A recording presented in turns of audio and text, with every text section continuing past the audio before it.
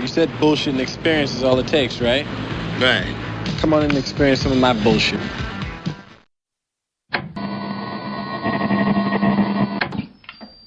Across America, starting at... In sports, 5 games were featured. Fighting broke out overnight between... Are you looking for a new love? Hello there, come on down to Lennox Auto. Yeah, woo! You're not fooling anybody. I don't know, and I want out! Can't walk away now. Truth. We want information. Information. Information. I am not a number. I am a free man.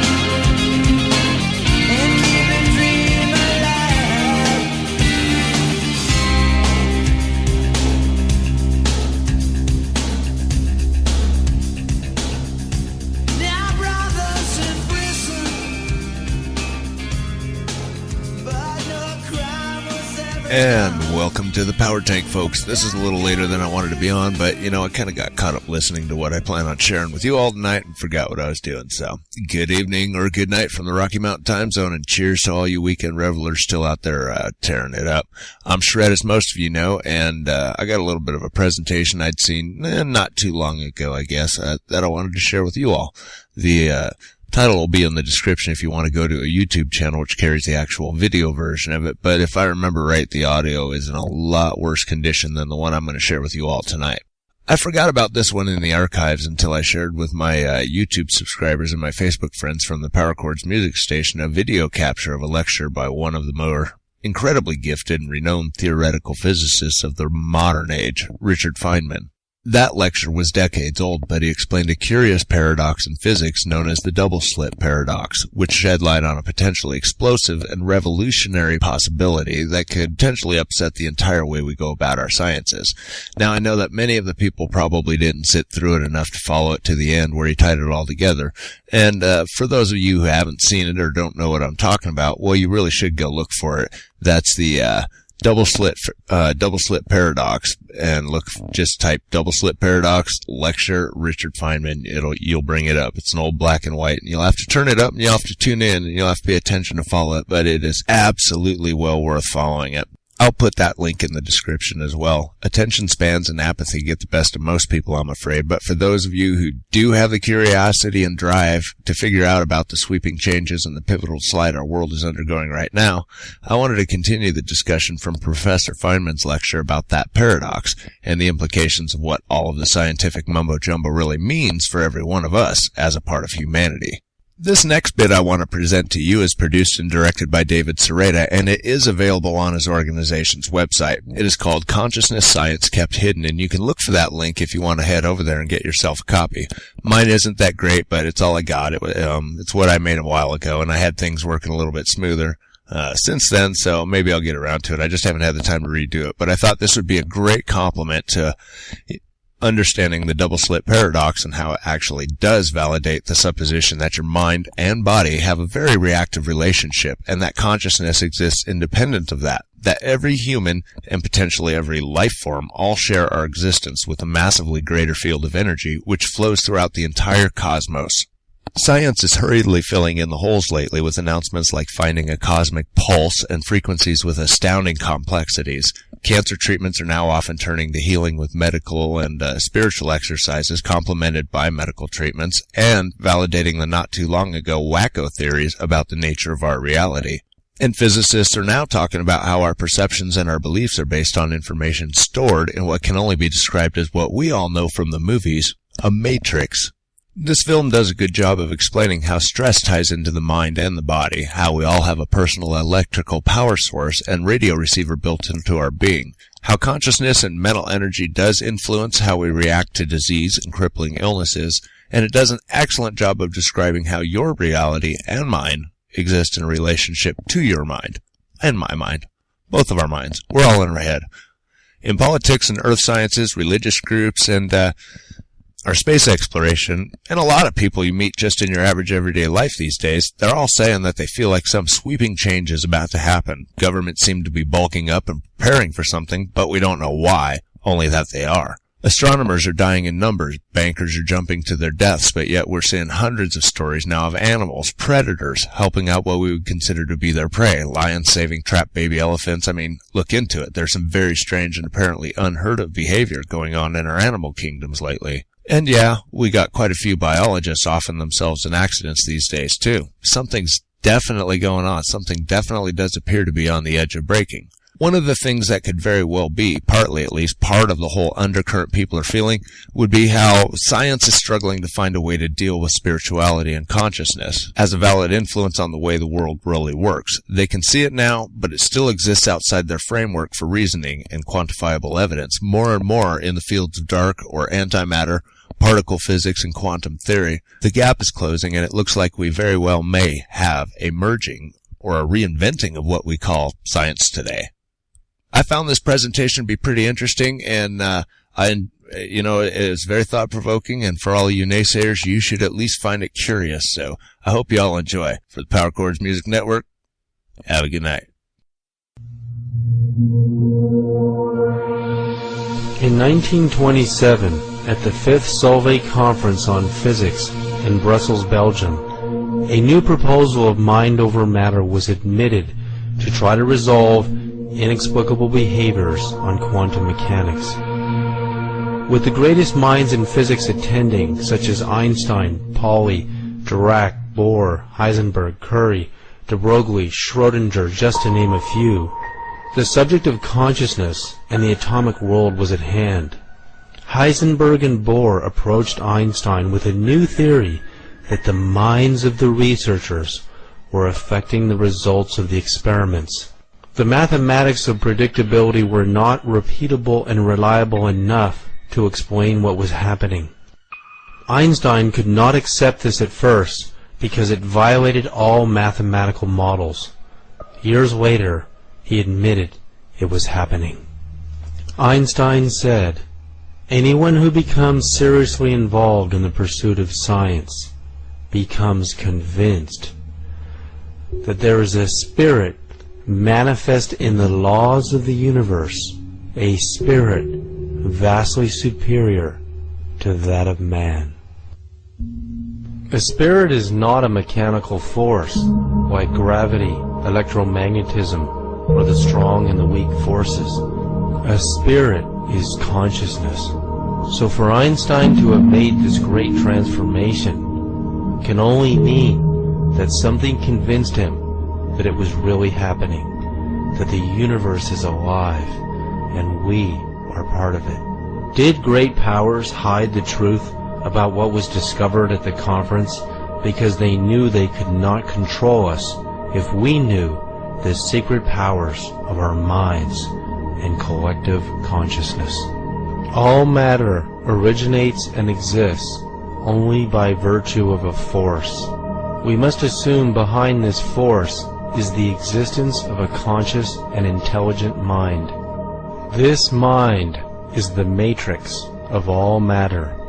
Max Planck, the father of quantum physics. The secret of mind over matter was known 18 years before the first atomic blast at Trinity Site, New Mexico, July 22, 1945. Our current science cannot handle consciousness.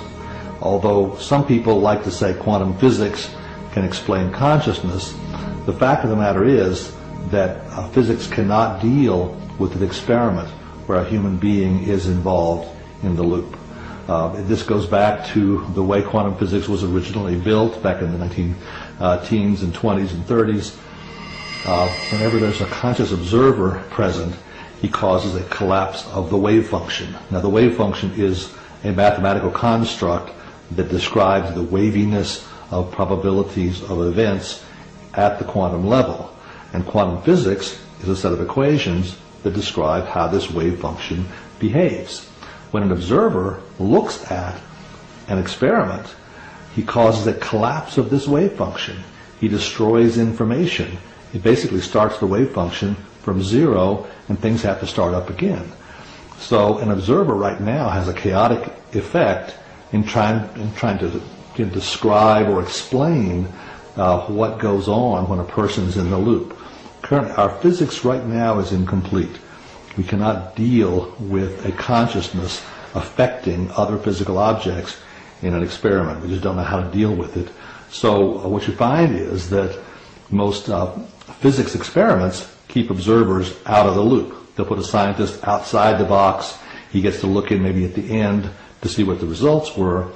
But because his consciousness collapses the wave function, they don't let him in. It's like a bull in a china shop. He messes up their predictions, and they don't know how to deal with it. We live in a world today where there's a hierarchy of power. There are very powerful people, and there are people with virtually no power at all. What's very important from a biological understanding is every human being is equally powerful in their creative ability to shape the planet. And then you say, well, if everybody is equally powerful, then how did other people gain so much more power? And here's the joke. They didn't gain any power. The reason they became more powerful is they took away the power from us. And that the evolution that we're experiencing right now is to recover that power, because when the entire population is possessing such power, there's more of a likely better resolution and harmony than a world today where only few people are exercising that power. And I really look forward to that evolution when we recover the power we've always had, which means going back and reprogramming our belief systems to own how powerful we are. Human intention can significantly influence the properties of materials and the nature of reality.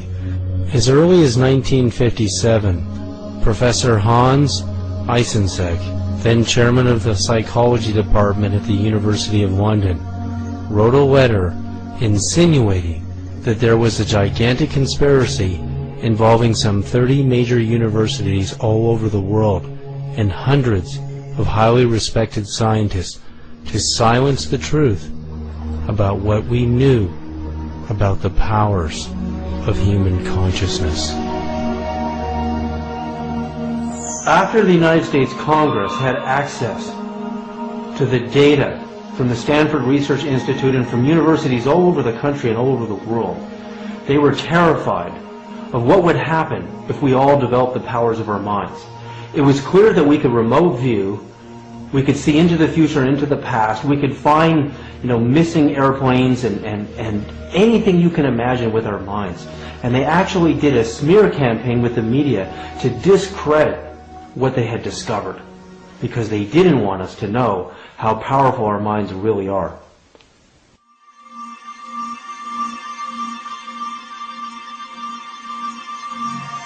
What is the language of quantum communication?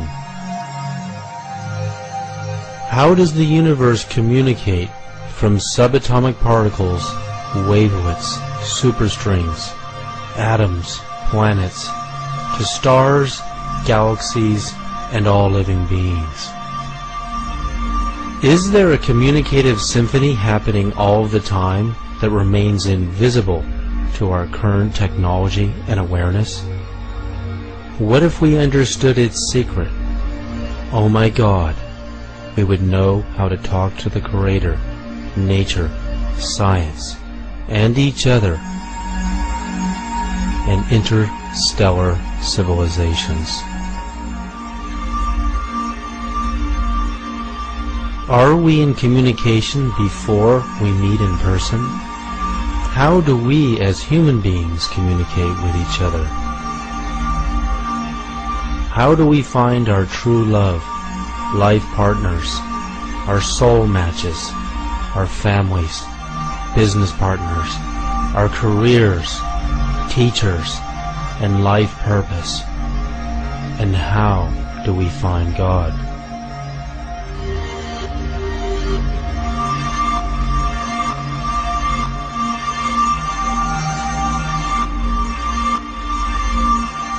Hey, what's going on? I'm leaving you a message. I'm really starting to get worried that you haven't called me back. And I guess, you're not leaving me much of a choice. I'm going to go ahead and tell you what I've been needing to tell you via voicemail, even though it makes me very uncomfortable to do that. Yeah, heart disease, the body is not a separate entity, all its different parts just acting alone.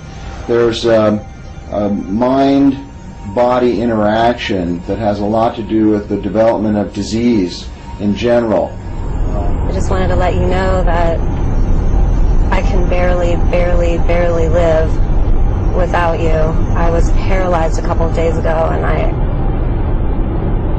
don't know. I've never really had the courage to tell you that you're the one for me and I can't live without you.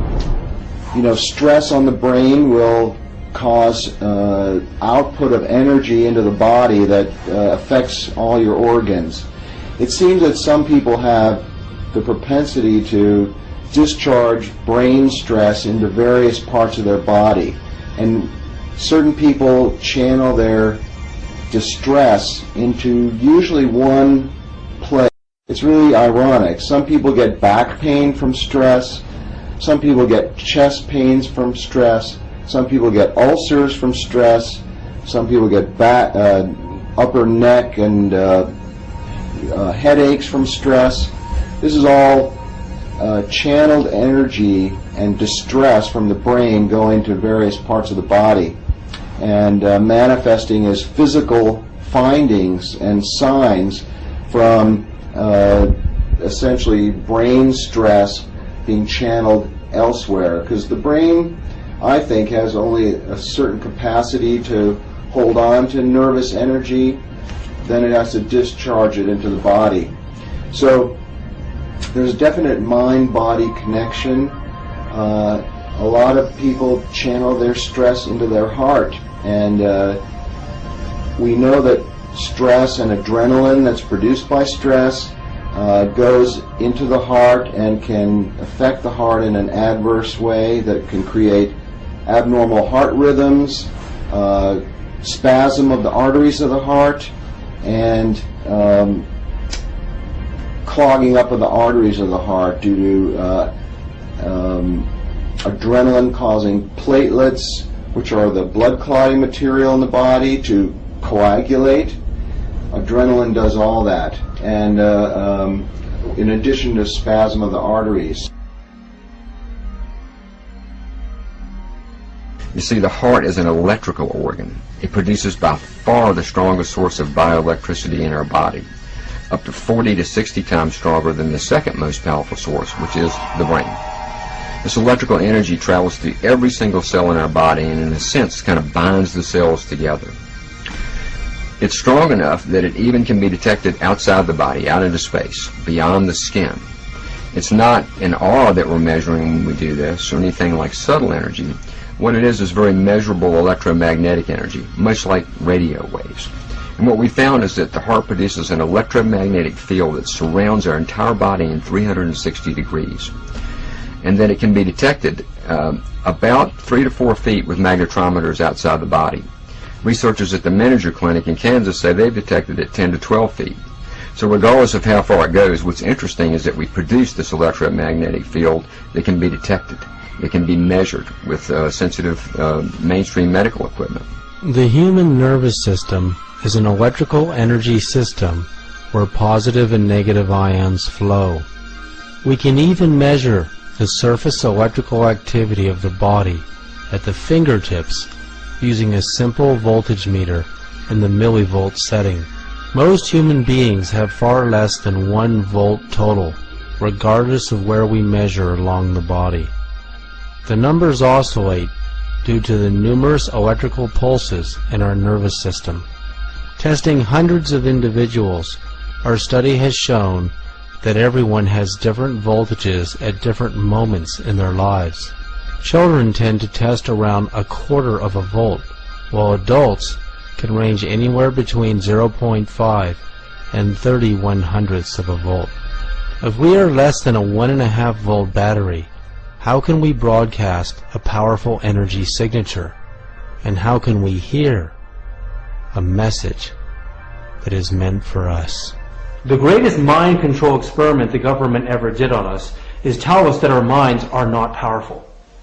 In the year 2009, I conducted hundreds of voltmeter tests on the human nervous system from age groups from, literally children to teenagers to middle years and to elderly years. I found that all human beings have different millivolt ranges in their nervous system. Our nervous system runs positive and negative ions throughout our body, through our hands and our feet and our chest. Our entire body is being energized by the central nervous system and the autonomic nervous system. People who have medical conditions such as severe depression or nervous system disorders such as MS have millivolt ranges that go between somewhere around 5 and maybe 9 millivolts. Now, to give you a comparison, the average person ranges between 50 or maybe even 30 and 100 millivolts. That's the average person in the average state of consciousness. A millivolt is 1/1000th of a volt. So our body is running between maybe 30 and 100 millivolts optimally. That's when we're really in our optimal range. If there was a way to raise the human body voltage, which is the electricity in our nervous system, to higher levels, that super athletes train to get their nervous systems up to 2 full volts per cell, which is 2,000 millivolts, what will happen to our consciousness? Will it be easier for us to project our thoughts to cooperatively affect our reality? Will it be easier for us to apply a stronger signal to the law of attraction? Think of a radio. You're trying to listen to your favorite song on the radio and you can barely hear it because your radio doesn't have enough power. Well, your body is like a radio transmitter receiver. If you don't have enough energy in your system and you're trying to send thoughts out into the universe to cooperatively affect your reality, to attract your soulmate, to attract a business idea, to become more creative, and you don't have enough power in your nervous system, the chances of you manifesting your reality the way you want it to be are going to be much lower. So you need to increase your energy levels first, which you can do by meditation, and you can also do by using technologies like we're talking about here. Doing a simple experiment. When we get a weak signal on the radio and we place our hands on the antenna, the signal mysteriously improves.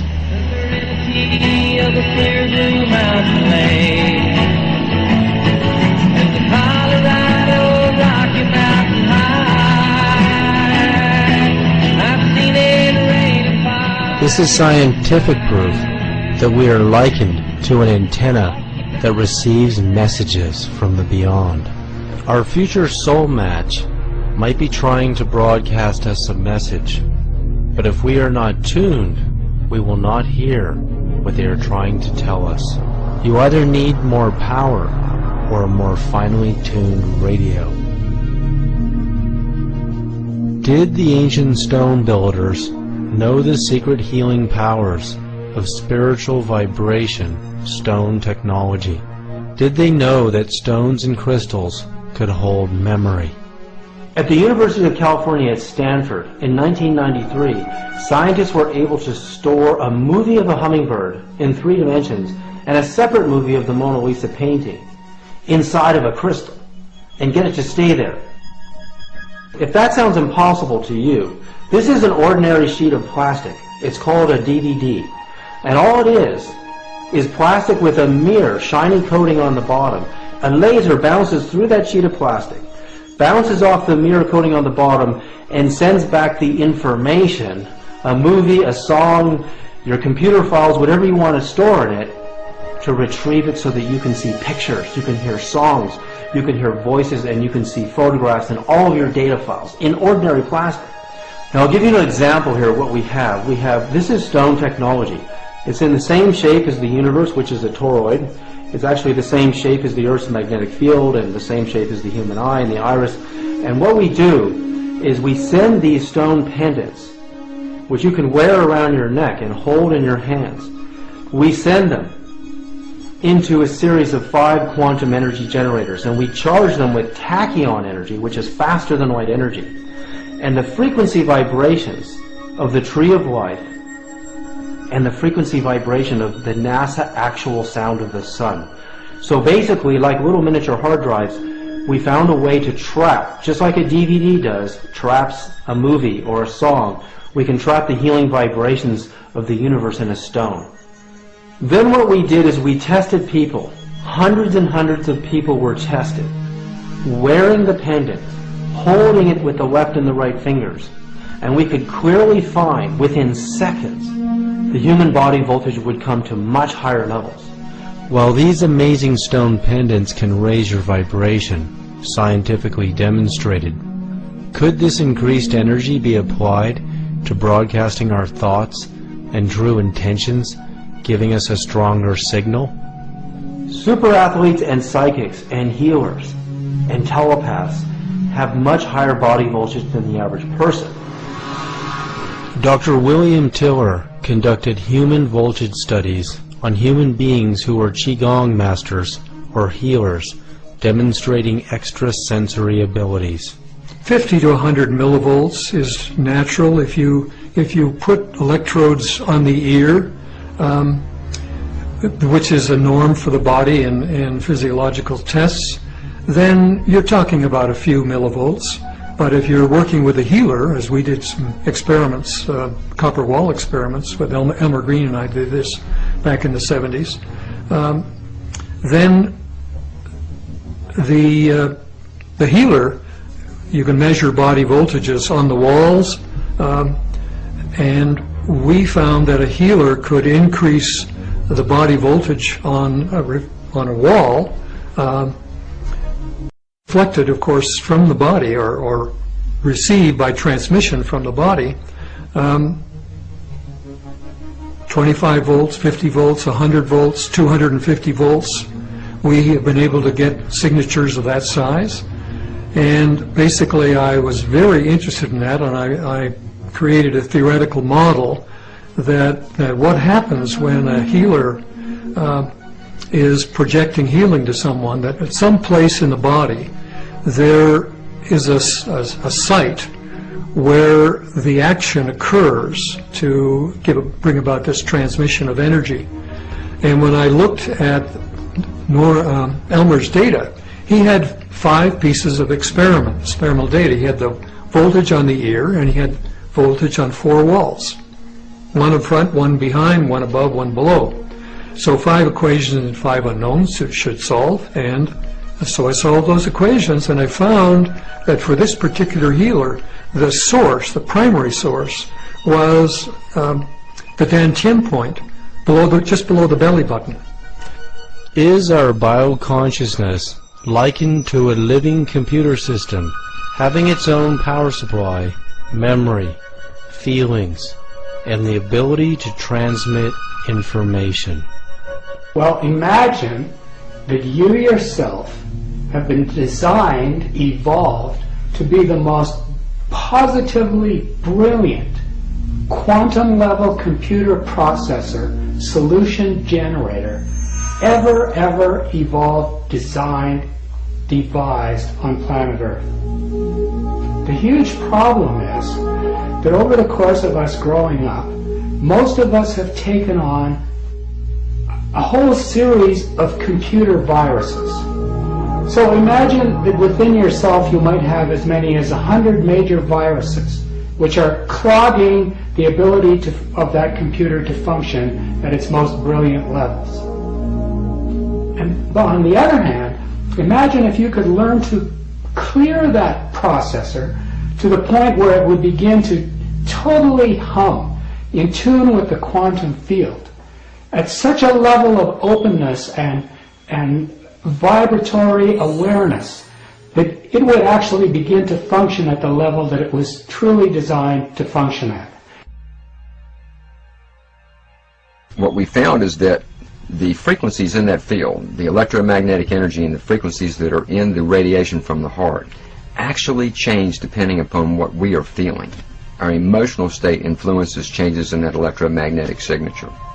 For instance, if we're feeling a strong negative emotion like anger or frustration, it creates what researchers call an incoherent spectra in that electromagnetic field. Lots of different frequencies fighting for power. The pattern looks very jagged and irregular, kind of like you'd see if you were looking at a pattern of an earthquake. And we see that kind of electromagnetic signature again when people are feeling these negative emotions. The good news is that we see a completely different kind of feel when people are feeling positive emotions. You know, really heart-based emotions, emotions that have long been metaphorically associated with heart. For instance, if we're feeling real genuine appreciation or sincere care or real compassion, what we see in that field is what's called a harmonic spectra. The frequencies are now working together. They create what's called a harmonic sequence. They're not fighting for power, they're supporting one another. And all of these changes occur because of what we do as human beings. The emotional qualities that we are bringing to life affect that field. Now you take that a step further. The field surrounds us in 360 degrees. We're broadcasting that energy, first of all, to our own bodies, but we're also sending it out into space. So in a sense, we are communicating our emotions through an electromagnetic field produced by the heart. So there's a lot more research to be done on this because now we've moved beyond biology into physics. Now we're into electromagnetic fields. How do these fields affect one another? How do they affect each other? These are all interesting questions that we have ongoing research to come up with definitive answers for. And I think it's just the beginning. I think that what we're measuring is some of the densest energy produced by the heart, and that there's another subtle energy component of heart that's far more powerful, far more interesting, and that radiates far beyond just a few feet. And all that will be discovered in the next few years. Of all the energy centers of the body, the heart center produces the strongest signal. With heart disease being the world's #1 cause of death, and the heart center being the main broadcast power center of the body, we have to nurture and respect it as if our lives depend on it. If we intend to send out a signal to attract a response, and our central power source is damaged, we will be sending out a weak signal. And the question is, do the magnetic laws of attraction hear a weak signal? Well, we are living at one location on the earth, and the people we want to meet may be in another. How can we communicate with our future soul matches through the field? Well, the most important thing is doing soul work, meaning putting your soul into the conscious field where your soulmate soul can find yours. And that doesn't have to do with outward things so much as it has to do with accessing your soul. And a lot of us, that can be confusing because we may think our emotions are our soul, but usually our emotions are tied into, past issues and psychological triggers. So that's not what I'm talking about. I'm talking about nurturing your soul in some way on a daily basis, or bringing it out, finding ways that will trigger it so that it expands outside of your aura and into the conscious field where you would have other souls. And that creates a line of communication or a signal so that the other soul, when they're in that field as well, will recognize you, and then ultimately you'll meet physically. But in order to meet your soul mate, we are talking about a spiritual soul bond. We're not talking about bonding on a personality level or a cultural, social, or religious level. It's all about the soul bond. So you need to be doing soul work on a regular basis to bring that intention out there. The field is the sole governing agency of the particle. What he meant by that is the field, the invisible forces, are the sole governing agency of the particle, matter. So it says human beings as physical matter are actually governed and shaped by the field. And this is what we're beginning to learn. Reading the field is very important for our survival. The human body has an aura of electromagnetic light energy that radiates far beyond the boundaries of our physical body. Doing another simple experiment with our radio antenna, we can see that a weak or static radio station comes in more clearly just as our hand comes near the antenna without even touching it. Arizona Senate Democrats pleased that President Barack Obama will be in Phoenix next week to speak about the economic stimulus plan. Minority Leader Jorge Garcia of Tucson says the emergency funds will hopefully offset spending cuts that the Republican-controlled legislature are imposing to balance the state budget. It would put a lot more money into Arizona's economy. This is simple scientific proof that our field is interacting with the field of the radio waves at a distance. Our consciousness transmits information into the field, but how powerful are our thoughts and feelings? It's important to clear your field so that you are creating a very intentional signal. By that, one of the things is not dating or having flings, not holding on to semi-relationships that have your foot in, one foot in and 1 foot out. You want to clear all of that because that will actually create confusion in the line of communication. It'll make it like static. And it will also bring people around you that can misguide you, or you may think that they're the ones, but it'll be confusing you because you're sending mixed messages. So they may be partially what you want, but they're not in fact your true soulmate because you're sending out mixed messages about what you want. So it's vital to clear your space on that level if you're looking for an intimate soulmate relationship. Totally clear that space and make it open and available to actually find the true soulmate that you're looking for.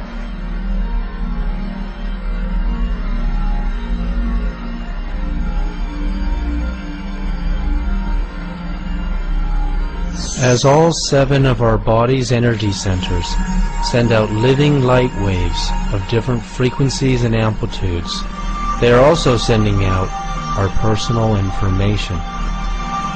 This means our inner spiritual architecture represents a personal signature of our knowledge, experiences, desires, feelings, true intentions, and deepest thoughts. This signature will be met with a response, whether we are conscious of it or not. One of the ways to understand the mystery of attraction, the mystery of what pulls some people together, why one woman will turn a man on and that same woman will not turn another, why one man will just make a woman open up in feelings of love, and that same man will be nice to another woman, but she doesn't have those same feelings to her. There's an actual dynamic between the different energy centers in the body. If we look at the 7 basic energy centers, they're like circuits in the body. And we're not all, as individuals, we're not completely whole in that all those circuits are connecting all the time. For example, I just spend time with some people and suddenly I naturally feel smarter. I feel brighter. That's because their circuits are activating a part of my circuitry that makes the energy flow more completely. Often people go to a spiritual teacher and they'll put them on a pedestal because just in the presence of that person they feel so spiritually more awakened. One of the higher centers starts to open. Well, it's not that that person sitting there would have that effect on everyone, nor does that person necessarily have all their circuits together at all.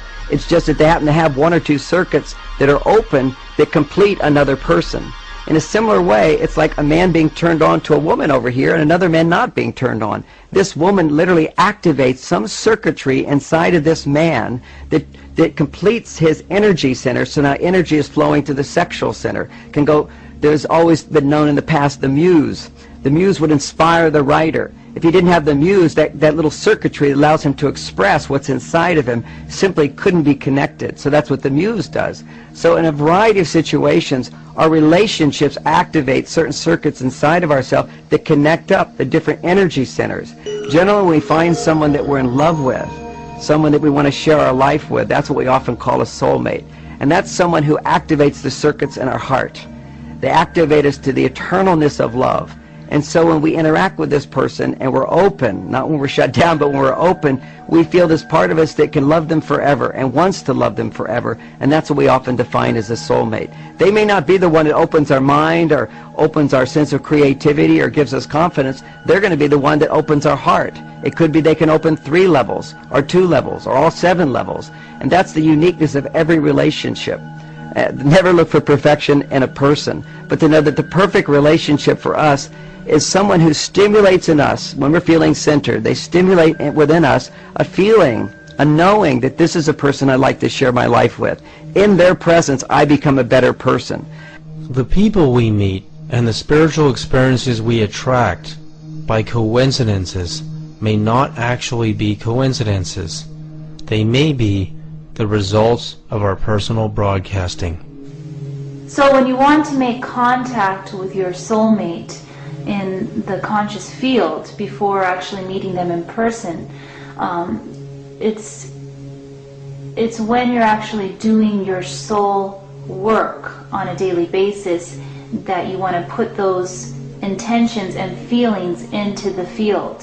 What I mean is, like during meditation or prayer, you want to put the feeling tone of wanting to meet your soulmate into that space. Or if you're writing about your inner emotions and desires, you want to put that feeling tone there. Or if you're, just nurturing yourself, put the feeling tone of having a soulmate relationship in that space, in that soul work space, which will go into the conscious field. What you don't want to do is put preconceived ideas into that space about what your soulmate looks like, who they are, all those things. It has to do with control. And when you're really ready for your soulmate, you're ready to let go of your control, because a soulmate is in fact a soul bond. It doesn't have to do with all those outward, conditions or ideas. It has mostly to do with that soul connection. So that's why I say you put the feeling tone in that special space more than anything. As human beings, each one of us is characterized by our own vibrational frequency, which is a reflection of the proteins in creating our biology. The significance is that as individuals with individual frequencies, there are some people whose frequencies are more complementary or more matching than other individuals whose frequencies are quite different. The relevance to this is that matching frequencies or complementary frequencies interact with each other and actually, in the terms of physics, interfere with each other. And as two very closely related frequencies come together, their interference patterns result in an enhancement of the field itself, a powering of that field. So this is called constructive interference, and allows two individuals that are closely related to communicate across this field. The most characteristic and easily understood communication is that usually occurs between a mother and her child, which are of course very much connected to each other. And in fact, the child has cells from the mother in it because of the developmental processes that occur during fetal development. And more importantly, the mother has stem cells from her child in her body as a result of fetal development as well. So that both the mother and the child are actually sharing cells with the same receptor frequencies on them. And as a result, and this is very interesting because mothers will report this, that they will know if something is wrong with their child no matter where their child is on the planet. That this is a very, very common experience, that if a child is hurt, a mother will know this even if she's on the other side of the planet. This is just a demonstration of the fact that the communication between individuals can be picked up through this vibrational field, and specifically through the receptors of identity on the surfaces of our cells. Well, the significance of that is it doesn't have to be your own child. It's people that you actually complement with out in the field can communicate across these distances. And very interestingly enough, when people come together as couples and they're together long enough, they can actually begin to use this field as communication mechanism without even using words. So it's very funny sometimes to hear a couple that has been together for a very long time communicate with each other with totally incomplete sentences, with no subjects or verbs, and yet both of them understanding the communication while an outside party has no idea what they're talking about. And that is because we have two levels of communication, the field and via the particle, via the body. So it's interesting that we're now beginning to recognize the fields in effect, and this is very, very critical for both our communal organization as well as our own physiological expression, to recognize the power of the vibrations and how they can influence our own biology. Brainwaves are indicative of consciousness, and consciousness can travel as a wave. These waves can be reduced to numerical values of wave particles, amplitudes, frequencies, spin, codes, and information. Professional numerologists study these numbers and codes. They study the numerical values of the position of the stars and the planets at the time and date of our birth location, and our name. Is it possible for advanced numerology to determine our relationships and possible future outcomes? Numbers have harmonic and disharmonic relationships, just like music does. So you can listen to certain music and you know, my gosh, I don't like it, it jars me, there's too much disharmony. And the same goes for numbers. So let's say somebody has a prevalent amount of 3s, 6s, and 9s in his or her blueprint, and they meet somebody with a lot of 4s and 8s. They're not going to get along as readily as with somebody who also has the creative 3, 6, and 9s in their blueprint. So you can see, and in the same way, there are certain numbers that are magnetically attracted to each other. Those are the numbers 4 and 8. So they have almost a fateful relationship to each other. So that it gets quite complex as we look at the song and the number song of each person, and you actually create two blueprints, put them together, just like a musical. You take two melodies or harmonies and you put them together, and what does it create? Does it create something jarring or not? And certainly with people, we can see how their numbers will either work well together, be compatible, or be completely harmonious, just because numbers are a resonance. They describe something that is key to who you are. Your soul energy is a unique signal that is broadcast into a field where your soulmate's soul energy is being broadcast as well. So that is where your souls are bonded when you have a soulmate, and that's where you're already having a relationship with your soulmate, whether you're aware of it or not.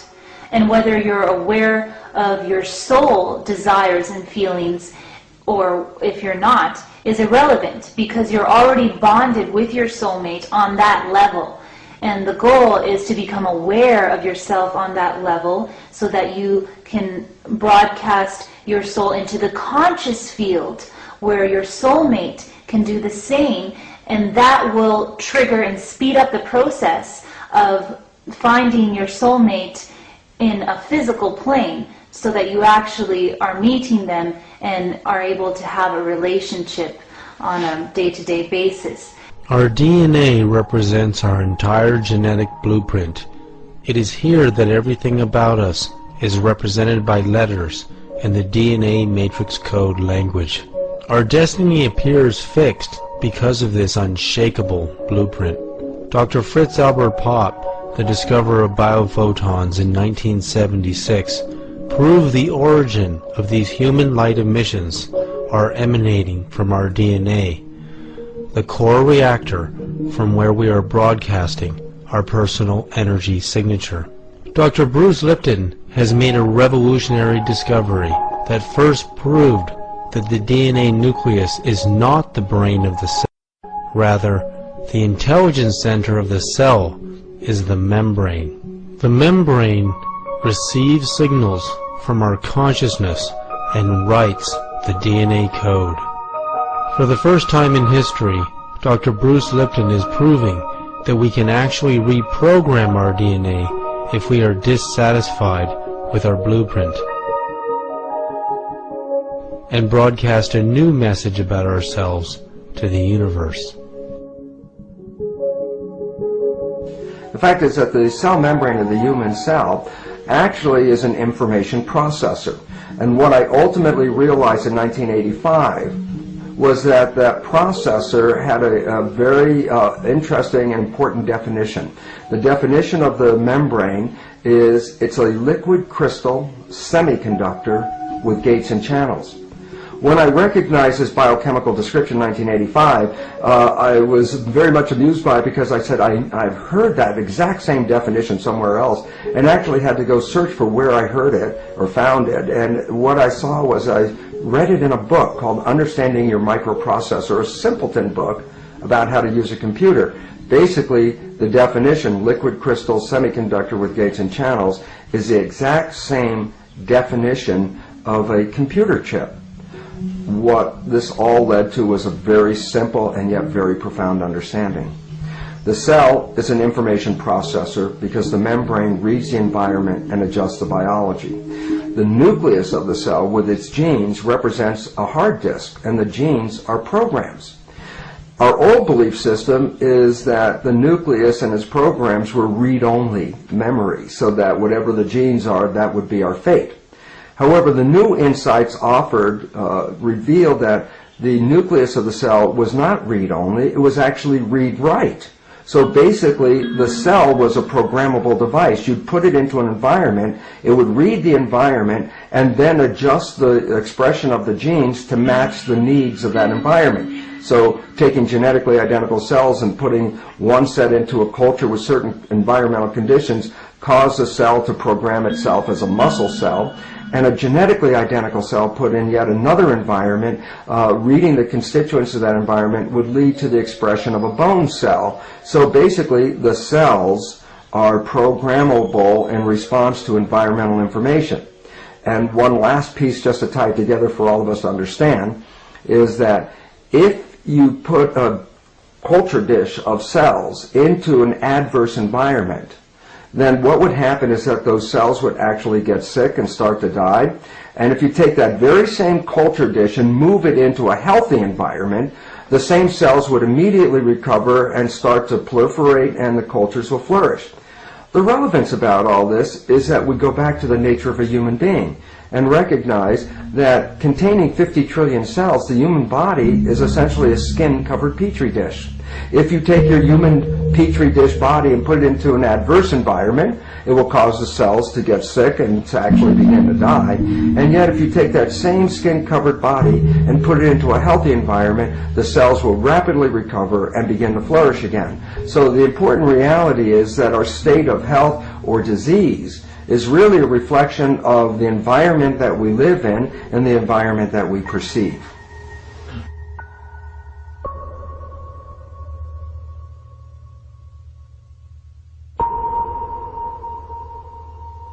He's like, don't trust me. He goes, I will torment you. And I swear to God, that's what ended up happening. I've been tormented by this relationship. In each one of us, there are 46 human chromosomes, among which there are nearly 3 billion base pairs of DNA. That means there are 3 billion strands inside of us to store our personal information. If we can rewrite our own hard drive by reorganizing our thoughts, feelings, and higher consciousness, we can reprogram our own personal blueprint to attain any goal we desire. As our personal energy signature broadcasts this new message, we will discover new people in our coincidence meetings. We will also gain new knowledge to apply towards our own enlightenment, relationships, careers, and life purpose. Scientific studies have shown the heart is not only the most powerful center in the body, it is the most intelligent, having the ability to receive precognition. If we can create a coherence with our minds and heart center, we can access our intuition more frequently. One of the interesting studies that was done here at the Institute of Heart Math with our chief researcher, Dr. Roland McCready, was a study on intuition, on the intuitive response. And in that study, they had test subjects that were placed in front of a computer, and they were wired up. They were looking at brain waves, they were looking at galvanic skin response, they were looking at readings from the heart rate variability analysis, and things like that. The test subject would push a button, and there would be a delay before the picture would appear on the screen of the computer. And the computer was randomly selecting the pictures. No one knew, no one could know what the computer was going to select. Some of the pictures were pleasant, and some were horrific. What we found was that in many cases, the body started responding to the upcoming picture, responding in the way it would normally to the upcoming picture, about 6 seconds prior to the picture actually showing up on the screen. 6 seconds prior, the body began to do what it would do if the picture was there.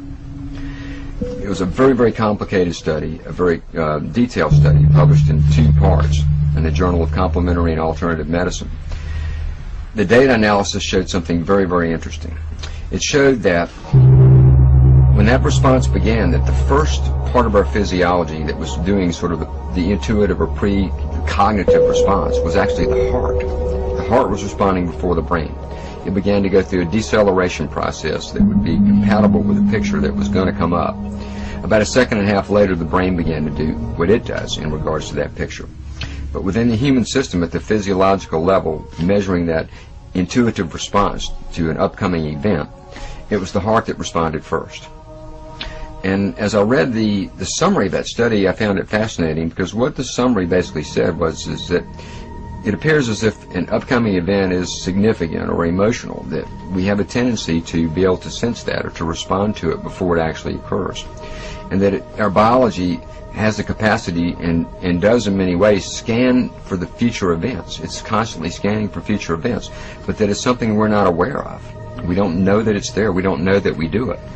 But the punchline was it would be very useful for us to develop that. And it has a lot of utility, a lot of practicality in how we navigate our lives. And so it's just one study beginning to decode, something that's remained sort of mystical or sort of vague, which is intuition. What is intuition? And I think certainly there's a lot more to go in that area, but this is one study that indicates that there is a response, that the body itself is actually scanning for future events, and that the first responder to that entire process is not the brain, but in fact it is the heart.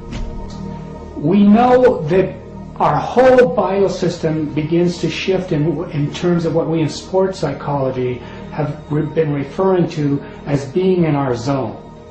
So when a person learns to open into that more quantum attuned way of being aware and being present, it's like instead of focusing in narrow-band, problem-focused, fear-based ways, where we're looking at some kind of threat and focused entirely on a problem, and all our internal organs begin to contract, and thus our emotional system begins to go into overreaction.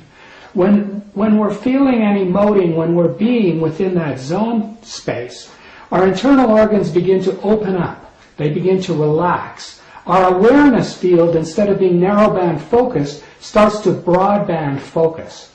And what studies have shown is that in that state, we actually begin to process way more bits of information per moment. And when we're in that state, we have the experience as though time is slowing down. Because we know from time and motion studies in movie projection that when we feed more frames of information per moment through a projector, it creates the illusion of time slowing down. So this is often what people experience when they're in that zone state of more quantum field, present attuned awareness. They start to feel like they can make much more effective decisions in a kind of ongoing flow-like way. We've all had tastes of what it's like to be in this zone. Those are those magical times when you have a few hours, a few days sometimes, even sometimes a few weeks, where it seems like you just can't do anything wrong. Everything comes up roses. You're in the right place at the right time, the right information comes to you, you start to feel like you're being guided to make the right decision. So this is part of what we're talking about in terms of becoming more quantum level attuned. In 1992, Professor Walter Schempp discovered how atoms communicate with each other over any distance through the field. He discovered in the atom, when electrons are in a higher frequency shell or orbit around the proton, the atom emits light waves carrying intelligent information, similar to the way when we are talking and communicating, our brain waves go into a higher frequency wave state. He found when the electron jumps to a lower frequency wavelength, the atom receives photons carrying intelligent information as if they are listening, just as when we are listening, we go into a lower frequency brainwave state. The timing of when electrons jump shells to higher or lower frequency orbits is completely random and cannot be quantified by any mathematical predictable formula, likened to random human behavior. There are several other behaviors in quantum mechanics that remind physicists of human random consciousness as opposed to models demonstrating repeatable and reliable mathematical timing, such as the sun rising every day at the precise expected time and the 9 planets' orbits around it. In the quantum universe, finding precise timing and repetition of events is very difficult in certain functions of the atom and its components. Niels Bohr and Heisenberg presented to Einstein at the 1927 Fifth Solvay Conference on Quantum Mechanics that the minds of the researchers were affecting the angular momentum of the electron spin around the proton. This was because different data came in when different researchers were conducting the experiments. The data was always random and could not be quantified in a repeatable and reliable mathematical formula. As far as the laws of mathematics refer to reality, they are not certain. And as far as they are certain, they do not refer to reality.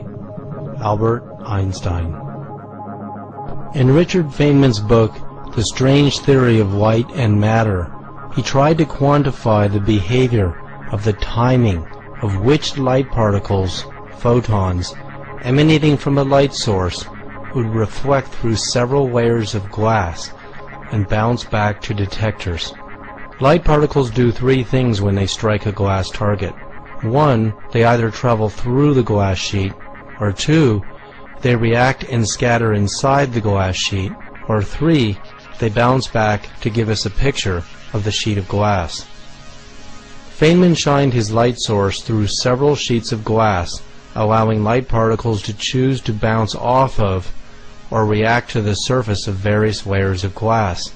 He wanted to see if there was a quantifiable formula for which photons would bounce back and which ones would travel through the glass or penetrate deeper and bounce off another sheet of glass, or scatter and react inside of it, or deeper yet, travel through all the sheets of glass. Regardless of the color of light and various other parameters, there was no way to quantify the strange behavior of light and matter. The light particles, photons, always behaved randomly as to what they would choose to do, just as in human consciousness.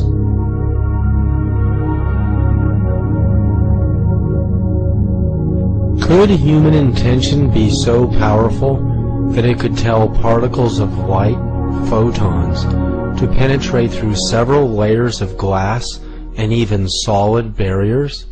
PhD psychologist Stanislav Ojak has demonstrated his power of intention over the film plane of a camera. His intention is so powerful, he found he can cause a photograph to appear while the lens cap on the camera is blocking the lens and the film plane from receiving light. He has done this hundreds of times. He has also been able to take pictures with film and cause invisible spiritual phenomena to appear. His film and photographs were analyzed by Kodak Film Laboratories to be authentic and not caused by double exposures or trick photography. Several abnormalities that began to occur in the photographs. People became transparent or they disappeared, light aberrations, and then entities which appear to be human-like in some form, but not as we would say it was definitely humanoid. And these aberrations went on. So over a period of about 4 years, it's 74 to, it's longer than that, 74 to 1981, accumulated over 5,000 photographs with a 22% anomalous factor in regards to that. As Stanislaw Jack took mystical photographs of the 1972 Seals and Crofts concert, a large luminous face appears overlooking the band on stage with Cher. Then what appeared to be a band of divine beings of light pointing and perhaps even dancing to their music gazed into our world without us ever even knowing it.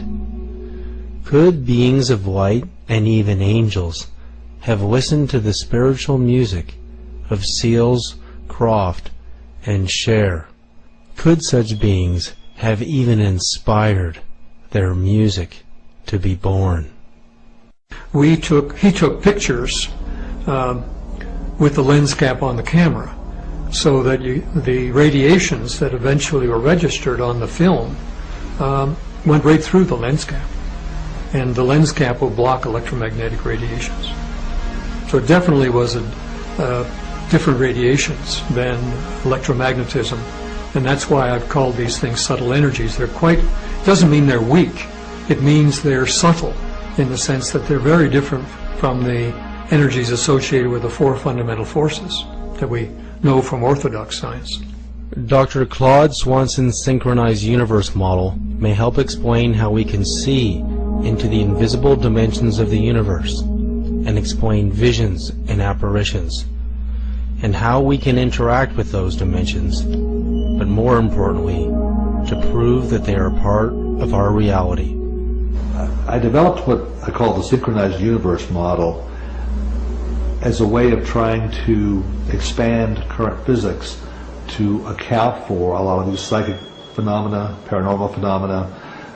Besides the types of things we've been talking about, which involve communication psychically and affecting things at a distance, you also have other abilities that the yogis have demonstrated, that certain adepts in China, the Qigong masters, have demonstrated, things like walking through walls, levitation, teleportation, things that in the West we laugh at and we call them science fiction, and yet there are people who have demonstrated reliable abilities to produce these effects. So our science needs to be able to account for how this is possible, and the synchronized universe model says basically that matter is not what we thought it was. They're not like little billiard balls or even little quantum points moving around, that when we say there's a particle at some place, it's a solid matter, what that really involves is an energy exchange between that charge or that particle and all the other particles in the universe. That things are moving very rapidly on a very small scale. This is a scale smaller than the size of the electron, down to more like the Planck scale, which is the basic smallest scale that physics tries to describe. At that scale, there's a synchronization that has to happen, that particles only see each other when their velocities are lined up with each other. In other words, at a very small scale, all the particles are moving very rapidly at the speed of light. So in this system, at a very small scale, and this is part of what we have special relativity, part of our current physics, At very high speeds, a particle only can kind of look in the direction that it's traveling. So if it emits a photon, it has to be in the direction that it's traveling at that instant. Off in the distance would be some other particle. If they're going to interact mutually back and forth, that particle also has to have a velocity lined up with the first one. So the primary interactions at this very small scale would involve particles with velocities that are aligned at that moment of interaction. A moment later, their velocities have changed because they received an impulse from one another. And what this leads to is the only stable solution of this system is when the particles end up being synchronized with each other. The ones that interact consistently on the average over time are the ones that take on little orbits at very small scale, down to Planck level, which are synchronized. You could have many, many other systems of particles that have some other synchronization, either a different frequency of oscillation or a different phase, so they're in some other part of their orbit, so they're looking in a different direction. Those particles would not, on the average, see the first set of particles. So they would be invisible to us, or we might see them occasionally as quantum noise, and that may well be the origin of quantum noise. So you end up with a system which you can think of like a stack of sheets of paper, and one sheet of paper is like our physical universe. The particles on that sheet of paper are the ones that are synchronized with each other. We call that physical reality. That's what our current physics tries to explain. That's where our laws are applicable. But you could have many, many other sheets of paper with these other parallel systems that are synchronized a little bit differently. Now, what raising the gauge and paranormal phenomena and torsion, these other forces that I've been talking about, what they do is they shift our little sheet of paper. So now we start to move down and dip down and interact with other parallel systems. And that's what happens when you can start now to, instead of being limited to a four-dimensional reality, your dimensionality now can be 5, 6, or 7 dimensions as you interact with other parallel systems. When that happens, strange things become possible that were not possible before. According to the synchronized universe model, when our own frequency synchronizes with a parallel universe or dimension, it allows us to perceive it in the form of a vision, powers of levitation, miracles, knowledge, enlightenment, and even healing. Our bodies are made of atoms and subatomic particles. 99.9% of our body weight is comprised of protons and neutrons, which are then made of hexagons of 6 quarks, each made of dual pairs. Among the quarks are the mysterious strange and anti-strange quark. They are called strange because they have the ability to randomly just disappear from the core of the atom and then strangely reappear. There is no mathematical model to quantify the timing of when and why they will do this. Is there a connection to the behavior of the strange quark in human consciousness? Knowing that we are also made of a significant percentage of strange quarks, that portion of us is dematerializing and rematerializing at random all of the time. No one has been able to determine where the strange quarks travel to, other than the fact that they disappear into other dimensions and reappear. Do they travel to other dimensions to gain information or to communicate at a distance? This behavior demonstrates that part of our consciousness does travel into other dimensions. Can this help explain communication at a distance and mental telepathy? In the 1970s, President Carter, the CIA, and the Air Force used 2 psychics trained in remote viewing to locate a lost Russian Tu-22 bomber, which no other forces could find. The remote viewers gave blind latitude-longitude coordinates that led Air Force officials to point their satellite cameras deep into the jungles of Africa, precisely where the Russian Tu-22 had crashed. The significance of the case where Carter talks about how remote viewers were used to find the missing bomber that had gone down in the jungle, shows that remote viewing can be very accurate and can be useful. Now his comments about the case were a little bit of an oversimplification. There was more than one remote viewer actually involved. They do it several times to check one another. But the fact is that remote viewing, number one, can be very accurate, and number two, was really used for important cases over an extended period of time. And even though they claim that it's finished and there's no more remote viewing going on, that's what they said before they admitted that this program was there too. So you can make your own conclusions about that. The point is that consciousness really can be used to give us information that might otherwise be unobtainable. Later, in 1979, Congressman Charles Rose, then chairman of the House Subcommittee on Intelligence Evaluation, reviewed the U.S. government's secret psychic spy program. He then warned that if the Russians had this ability and we didn't pursue it further, we would be in serious trouble. Well, there's certainly plenty of evidence that the out-of-body programs were going on, the remote viewing programs were going on.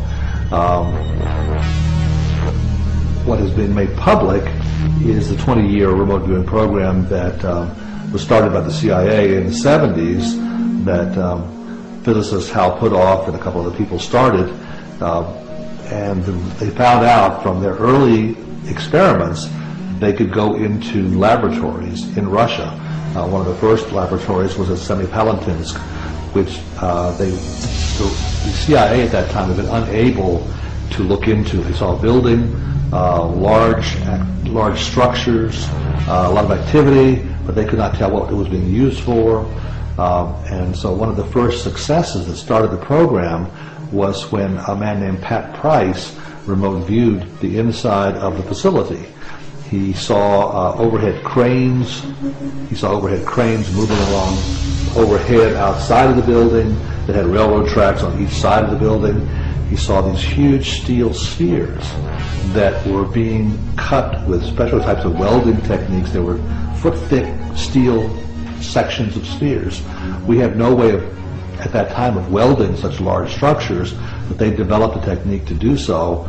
And by using his remote viewing ability, he figured out that these were going to become large underground spheres to capture the energy from explosions and then use that energy to make a beam weapon. This was part of the Russian beam weapon program.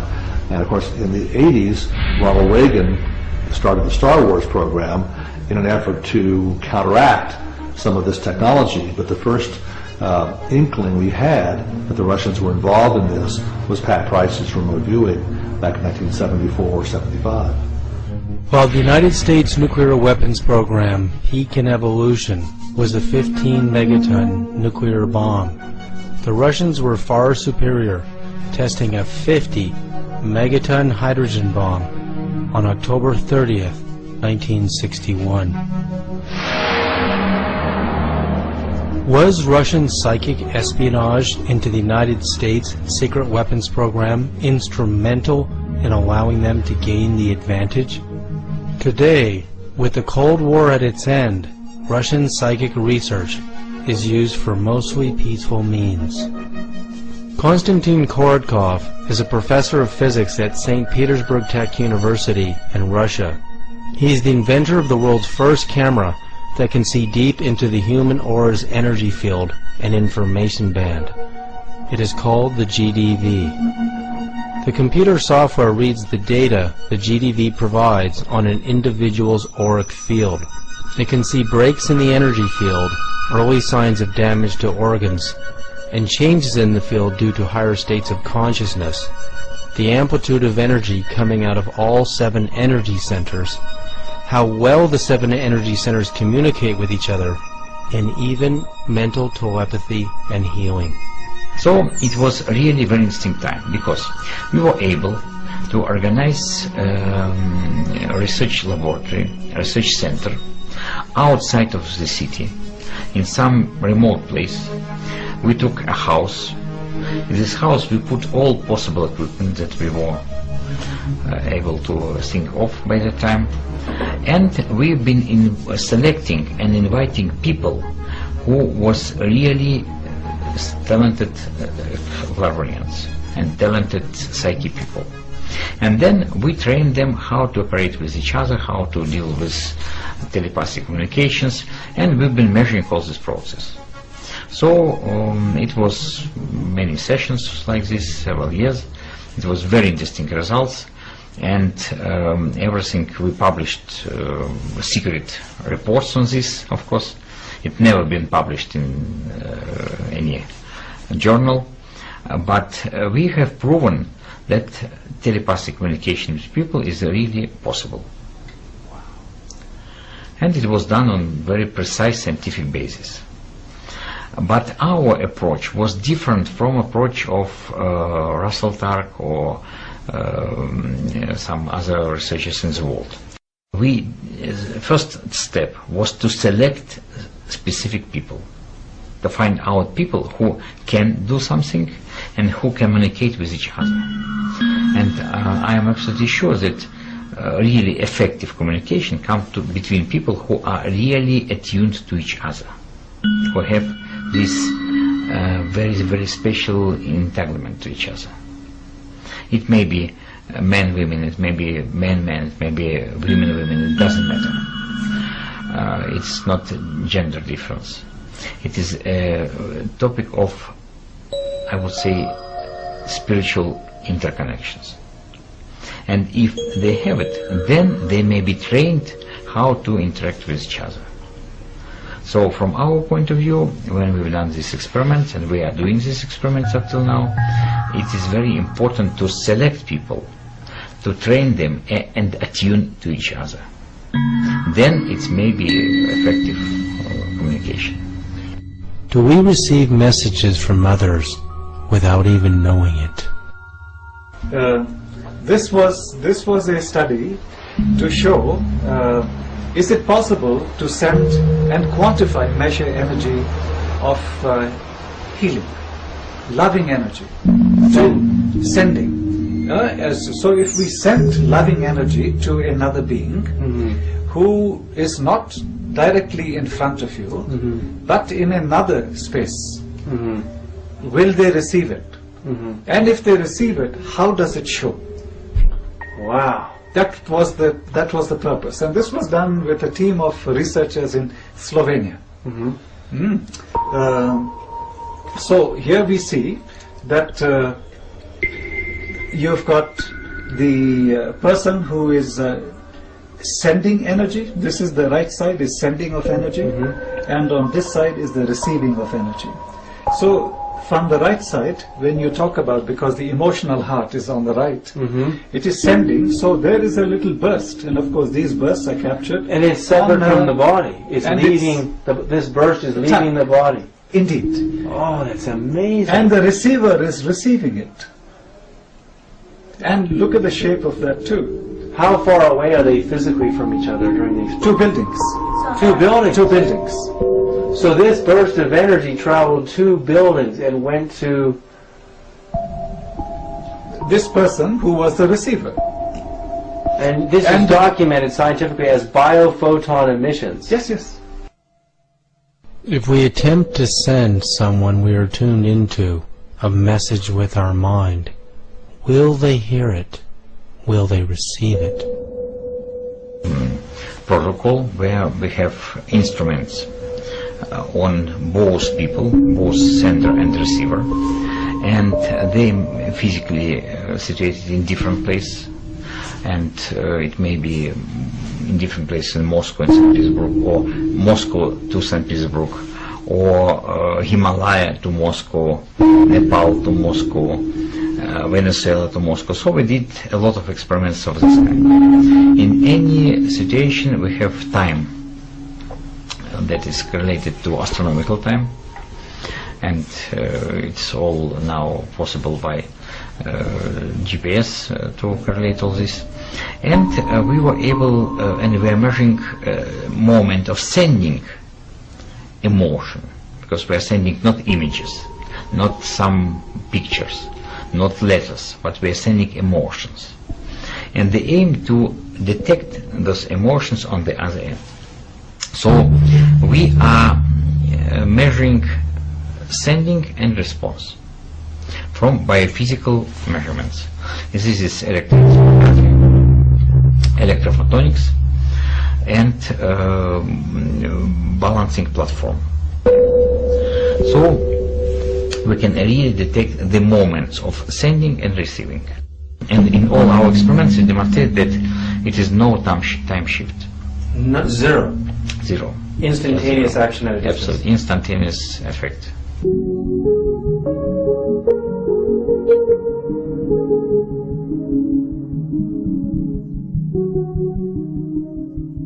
As new science builds a strong case for mental telepathy that is faster than the speed of light, how will this instantaneous communication at a distance change our views and knowledge about how powerful each and every one of us really is?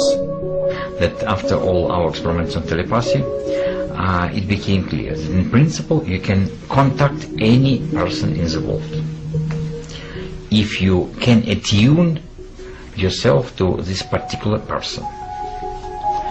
And of course it needs some training, it needs some imagination, you should be trained how to do this, but in principle it's not very difficult. And I don't like, for example, to make telephone calls. For me it's boring to press buttons, and it's busy line, then again, and it's again busy.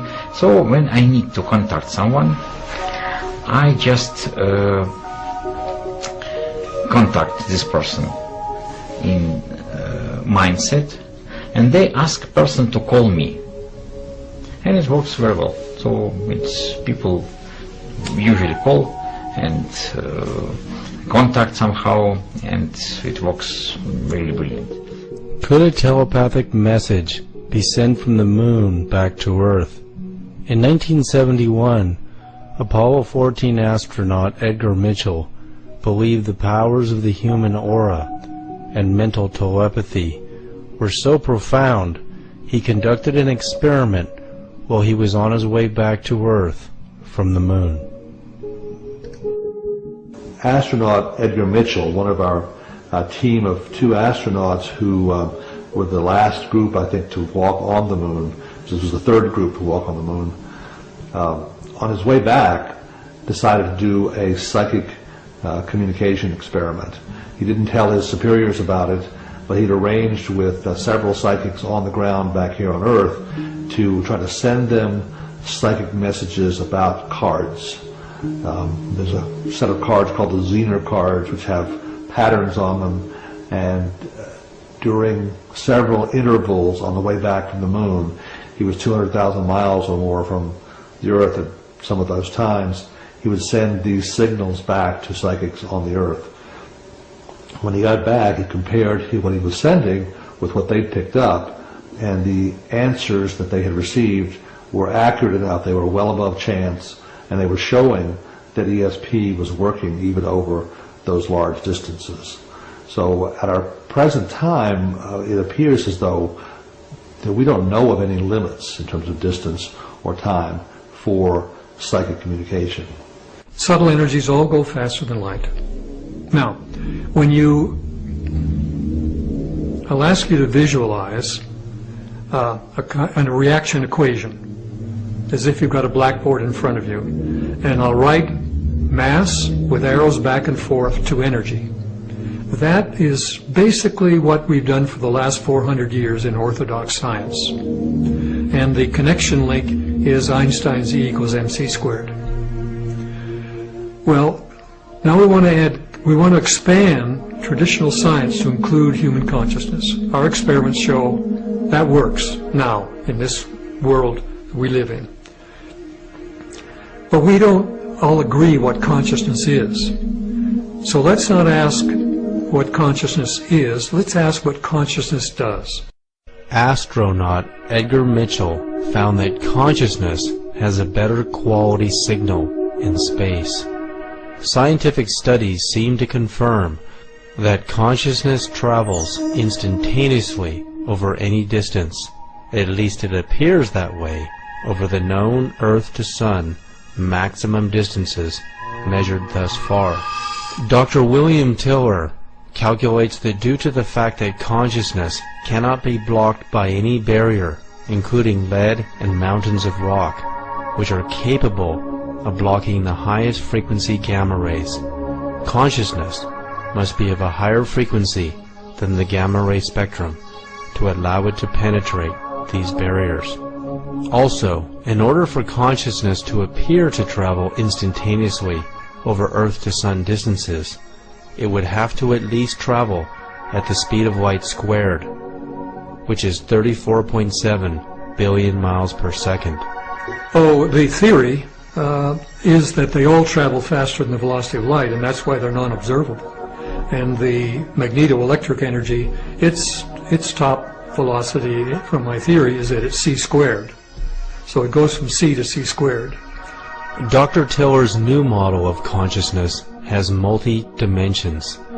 It starts with the second chakra being capable of sending consciousness as coherent information at a frequency beyond the gamma ray spectrum in the magneto-electric spectrum, with wavelengths so tiny and frequencies so high they could penetrate any subatomic barrier. This level of consciousness can send coherent information at the speed of light squared, or 34.7 billion miles per second. Since the Sun is approximately 93 million miles from Earth, consciousness would appear to travel from the Sun to the Earth in a tiny fraction of a second, 1/373rd. Whereas if you go to the next level, the emotion domain level, it's sort of c squared to c cubed. Dr. Tiller's second level of consciousness, emanating from the heart center, allows coherent information to travel at the speed of light cubed, or 64.64 quadrillion miles per second. This is a level of cosmic proportions. As the speed of light travels 5.87 trillion miles per year, and the Pleiades star system is 440 light years away from Earth, or 2.58 quadrillion miles, it would take ordinary light, or radio messages, 440 years to get there. But consciousness, at this level of realization, traveling 64.64 quadrillion miles per second, could travel the 2.58 quadrillion miles to the Pleiades star system in 1/4 of a second. If you go to the mind level, it's c cubed to c to the fourth. Dr. Tiller's next level of consciousness, emanating from the crown chakra and higher, allows coherent information to travel to the Andromeda galaxy, 2.5 million light years from Earth, in a fraction of a second. At this level of realization, we attain ultra-cosmic consciousness. This means, at these higher levels of realization, we can create a dialogue with other galaxies. The answer to how we can attain coherency, total perfect harmonic consciousness in each of our energy centers, is inside of our biology. Very interesting fact in biology is that no two human beings are the same. And I can say that from a biological expression in regard to a simple observation. If you take cells or organs out of your body and put them into anybody else's body, those cells and organs will be rejected by that individual because their immune system will recognize it as not self. So basically it says each one of us has a self. And what was very interesting in understanding the nature of the cell's nervous system, the relationship of the membrane to the cell, was that on the surface of our cells are groups of antennas or receptors. A group of them specifically studied by medicine are referred to as self-receptors. And to me that's a very profound title for these particular receptors, self-receptors, receivers of self. So why this is relevant is that these receptors that receive an identity are on the outer surface of the cell. The relevance to that is that whatever the self signal is, it is out in the environment and picked up by these receptors. Significance to my perception in this is that our identities are not within our biology. Our identities are part of a field, and that our biology downloads this information from the field. So the significance is that when we talk about our personal identity, we can talk about that identity isolated and localized with our physical body. But we could also talk about the same information or identity that is present in the field. So, for example, Cleve Baxter did some wonderful experiments where he took cells from an individual, put them in a culture dish, and separated those cells from that individual by a distance of 40 or more miles. And what he had was an experiment where he put electrical devices to read the electrical activity of the cells in the culture dish. At the same time, he was reading the electrical activity, for example, the EEG activity of the donor of those cells who was 40 miles away. What he recognized is that if the individual had an emotional experience at that moment, the individual cells would also have an identical kind of activity occur instantaneously at the same time, even though they were 40 miles away. The relevance about this is really very supportive of the fact that the identity is not localized within the body. The identity is part of the field and spread all over the surface of the planet. Significance is this, is that then two people have two physical bodies and they can interact, but they also have two environmental identifications, meaning some kind of energy in the field that is unique to them. Since the field is all entangled and integrated with each other all over the world, that means people are never really separated from each other by physical distances in regard to their personal identity, even though their bodies may be separated. So basically, the nature of people communicating with each other is to recognize that individual identities as vibrational frequencies in a field can interact with each other, especially if there's something called harmonic resonance, meaning the two frequencies share wavelengths together so that when they come together they vibrate together. And this is how people can actually feel other people that are closely related to them, because they can pick up the vibration of the other individual in that there's a complementarity between them and the person they're communicating with. So the significance is we have an opportunity to interact on a non-physical plane through the identity that is in the field. And this is very important because it is not localized to space or time, that people can communicate over vast differences on this planet at exactly the same moment of time.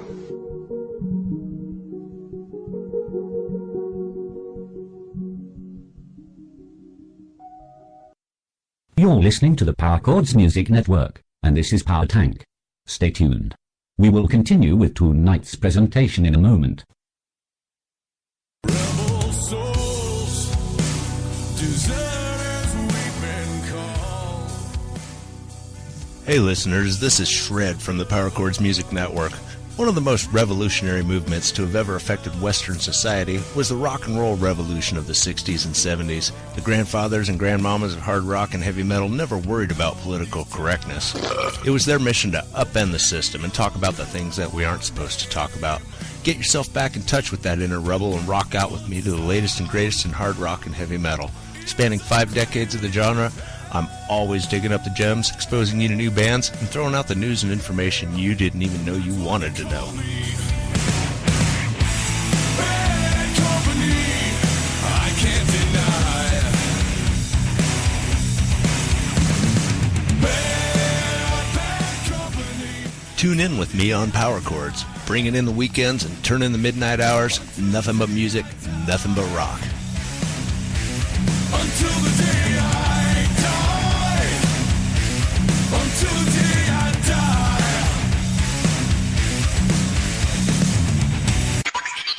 Power Chords. Digital metal.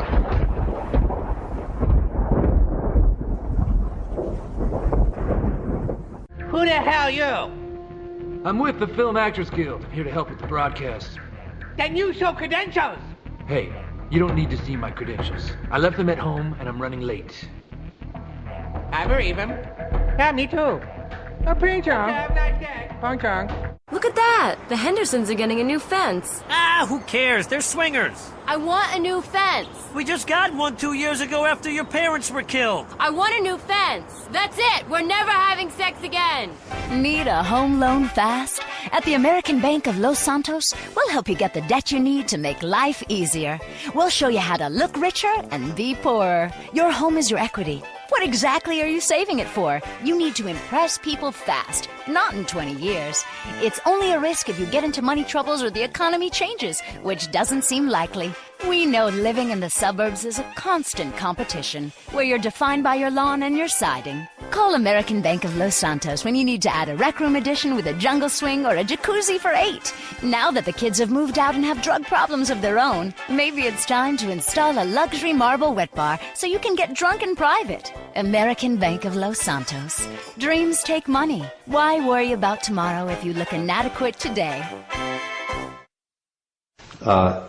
In our current science, there are 4 basic forces: electromagnetism, gravity, and the strong and the weak forces which occur in the nucleus, and they hold the nucleus of atoms together.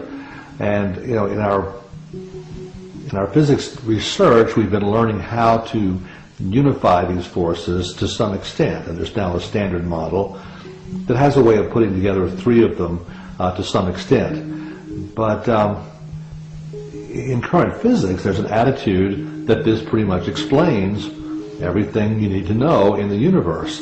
Unfortunately, that idea is based on the fact that our knowledge of physics comes from high-energy particle experiments. Scientists take elementary particles and bang them together at high speed, and they watch what happens, and they say, well, that's the universe, okay? That's what we have to explain. And our current model does a pretty good job of explaining that. What they've overlooked are a lot of other phenomena that they don't tend to study.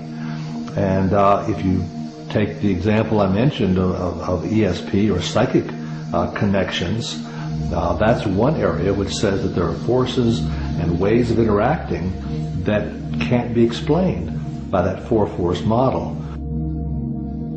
When scientists measure the capabilities of subtle energy or the psychic force, it outperforms all of the other forces.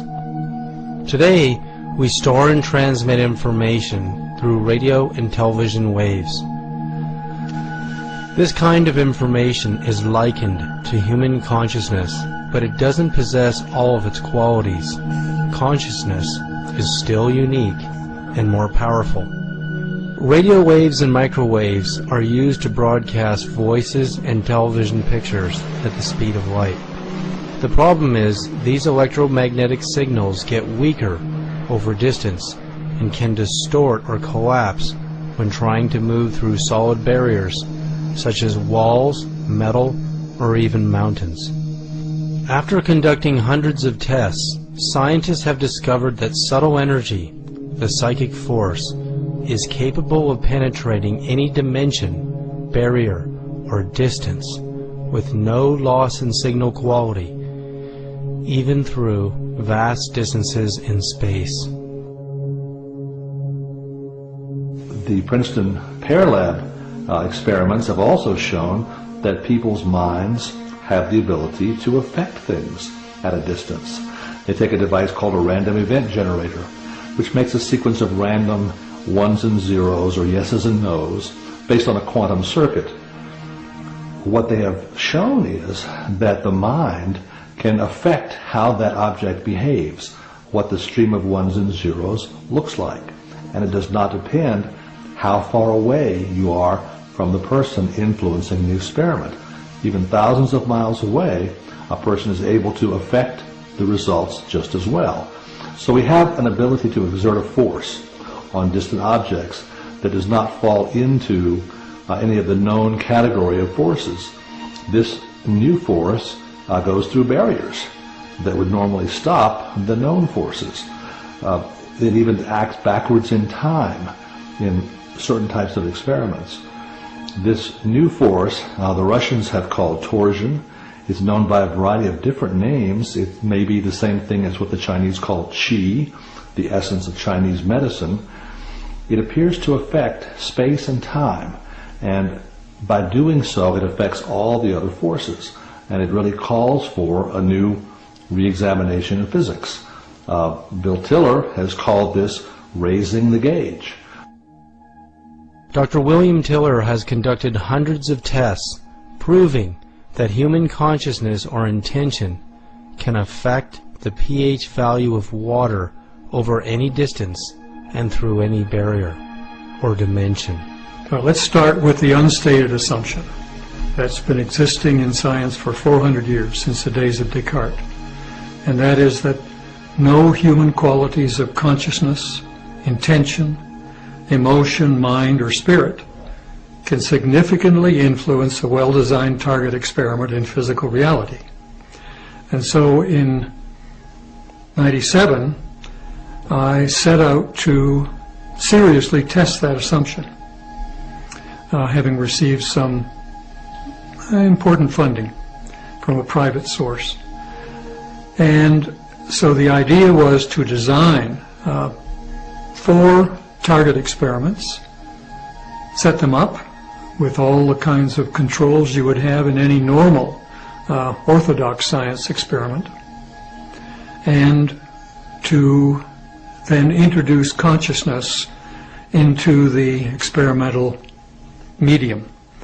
The 4 experiments were the intention was to increase the pH of water by 1 full pH unit with no chemical additions. And the water was in equilibrium with air. The second target experiment was to decrease the pH of the same water by 1 pH unit with no chemical additions, and again in equilibrium with air. And in both cases, the accuracy of the measurement instruments were plus or minus 0.01 pH units. So we were asking for a signature which was the order of 100 times the noise. First, Dr. Tiller did experiments applying direct human intention to water and got positive results. He then was able to capture a human intention as if in a computer hard drive and a bioelectrical intention host device with the instructions to raise or lower the pH value in water. Regardless of distance, repeatedly, the intention was able to affect the pH value in water. Within 3 weeks, the pH had gone up 1 pH unit. And then 3 months later, the Milan folks weighed in, and we said the same thing to them. To be part of the experiment, we wanted them to just measure background.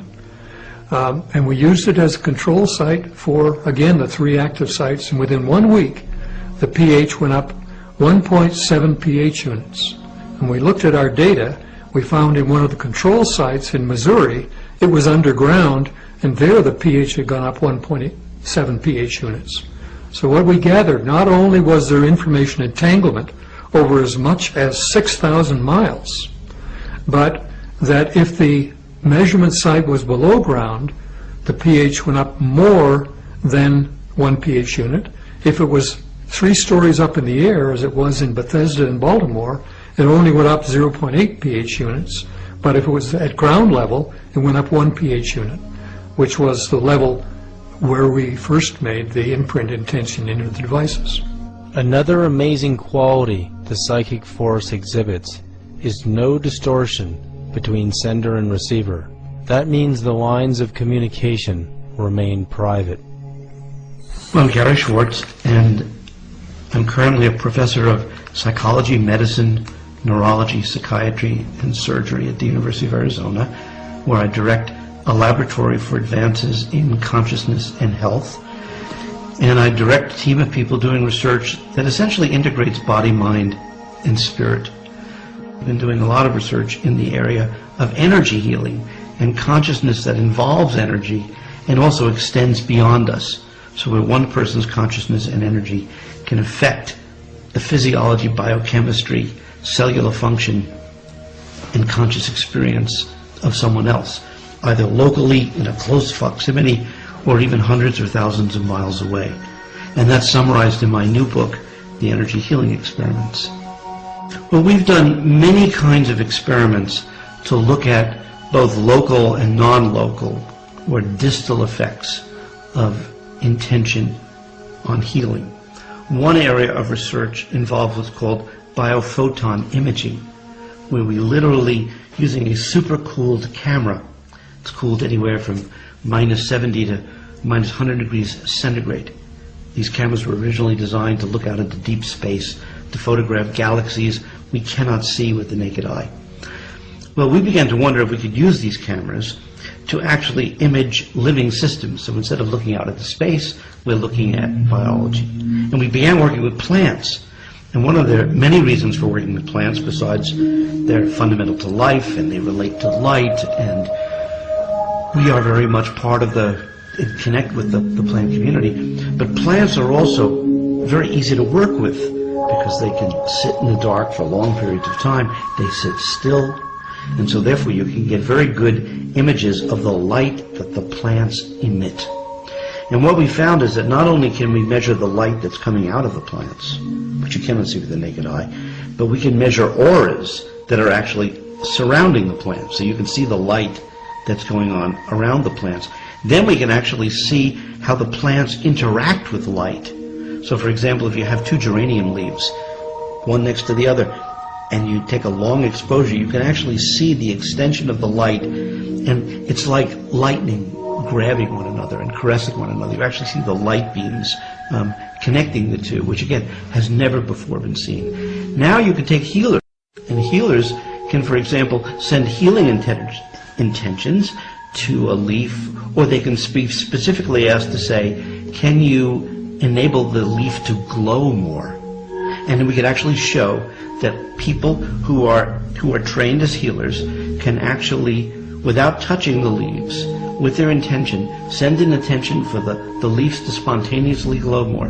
And then we can place them in this completely dark chamber where these images are obtained, and lo and behold discover that the leaves are glowing. Now you take that one step further and you could say, well, what about people from a distance? Could people do this 10 miles away? Could they do this 100 miles away, or even 1,000 miles away? And with Lynn McTaggart, who wrote the book The Field and has written a new book called The Intention Experiment, we've been doing long-distance experiments where, for example, a group of 400 people in England will, together as a group for 10 minutes, send an intention to a leaf in Tucson, in my laboratory, to glow. And we'll have two leaves. We'll call them leaf A and B.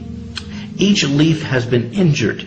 It's been, little holes have been placed in it, 16 of them in a 4x4 grid, because when you injure a leaf, it actually glows more. Because when there's injury, there's actually the healing response involves energy. And then what we do is we have two video cameras, cam recorders, picking up the images of each of the leaves and then sending by the internet to England.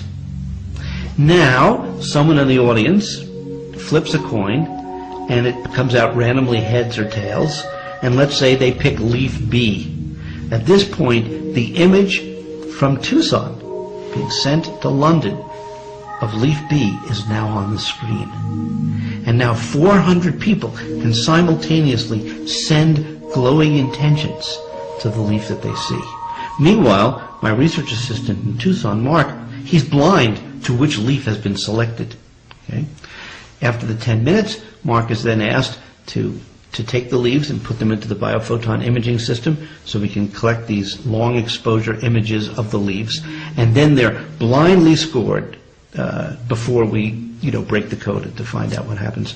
And much to my absolute amazement, sure enough, if leaf B was selected from a distant group and they could actually see the leaf, they're able to affect the glowing of that leaf compared to a match control. German physicist Fritz Albert Popp proved the existence of biophotons, that all living organisms, including humans, had auras that transmitted and received intelligent signals.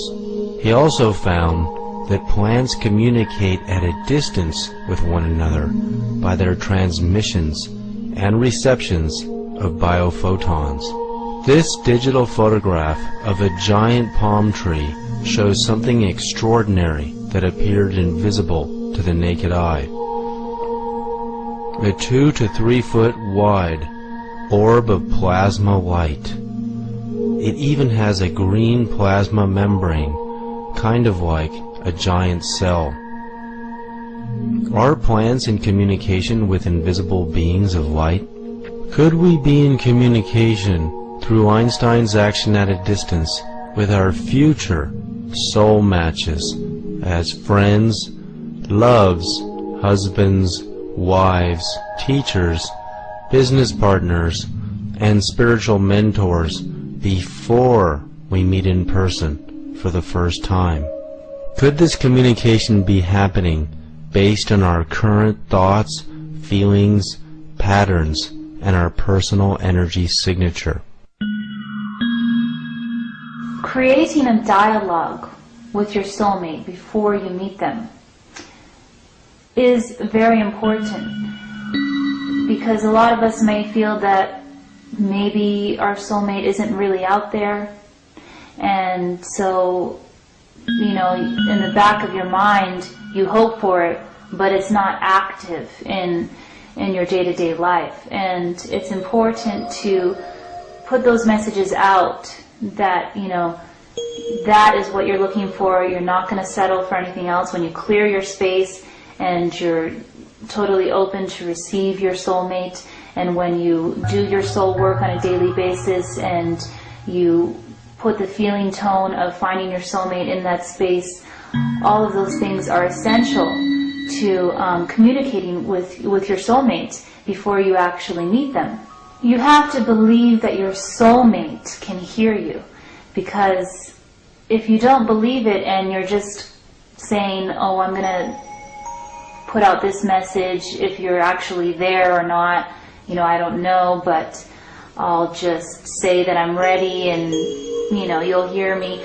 It doesn't work that way. You have to truly believe that they can hear you and send a clear message to them in order for the line of communication to meet them instantly, because that is not only a leap of faith, but it also creates a clear signal so that nothing, no doubts, no resistance are interfering with that signal. If you have a doubt and interference through that, you know, not being sure, then it won't be an instant message. It'll be, you know, it'll come to a stop sign at some point. So it's really important to have faith and true belief that your soulmate can hear you when you're sending out those feeling tones and those messages of I'm ready for you, and mirroring that in your actions in, you know, your day-to-day basis. Dr. Bruce Lipton has made a remarkable discovery by observing how biological cells can be in communication with one another at a distance. There's an interesting understanding in biology about how one can separate proteins in a mixture which contains thousands of different proteins. And basically how it works is you take a drop of this mixture of thousands of different proteins, you put it on a surface of a gel, and what you do is run an electric current through this gel surface. And what happens is, because each protein has its own unique vibrational frequency and mass to it, each protein responds to the field with its own unique characteristics. So as a result of putting the proteins in a field, it causes the proteins to move in that field. Some proteins move faster than other proteins, so the net result is that the proteins actually begin to sort themselves out on a petri dish. And ultimately, if you continue doing this, you can identify individual clusters of proteins that share common characteristics because they will move at the same rate of speed on this gel. We apply this to an understanding of humans as protein mechanisms. Each one of us has our own unique identifying frequency to it. Each one of us on the surface of the earth is like a protein on the gel. Interestingly enough, the field forces around us, the invisible forces, influence our movement on the surface.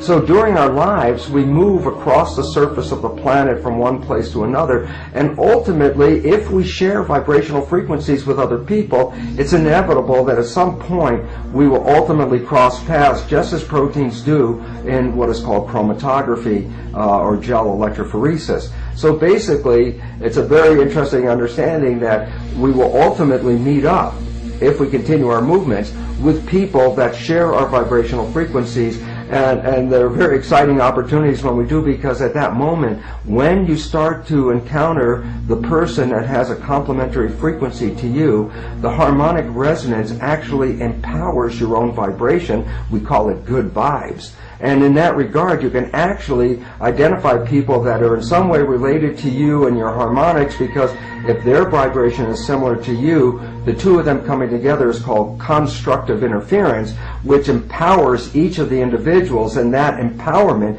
is physically felt as much more energy in your body. And we refer to this as I mentioned, as good vibes, so that we actually have a sensory system and awareness of when people that are very similar to us or supportive or complementary to us come into our field. I should also acknowledge that there are other people who actually cancel our energies just as well. That's called destructive interference, so that when some people come together, they actually lose energy and feel weaker, and we refer to that as bad vibes. So the nature of our communications are, there's a vibrational communication that precedes our verbal communication. As we realize we are communicating in the present moment with our future soul matches, business partners, mentors, spiritual teachers, and even God at a distance, we can understand how to co-create our own reality.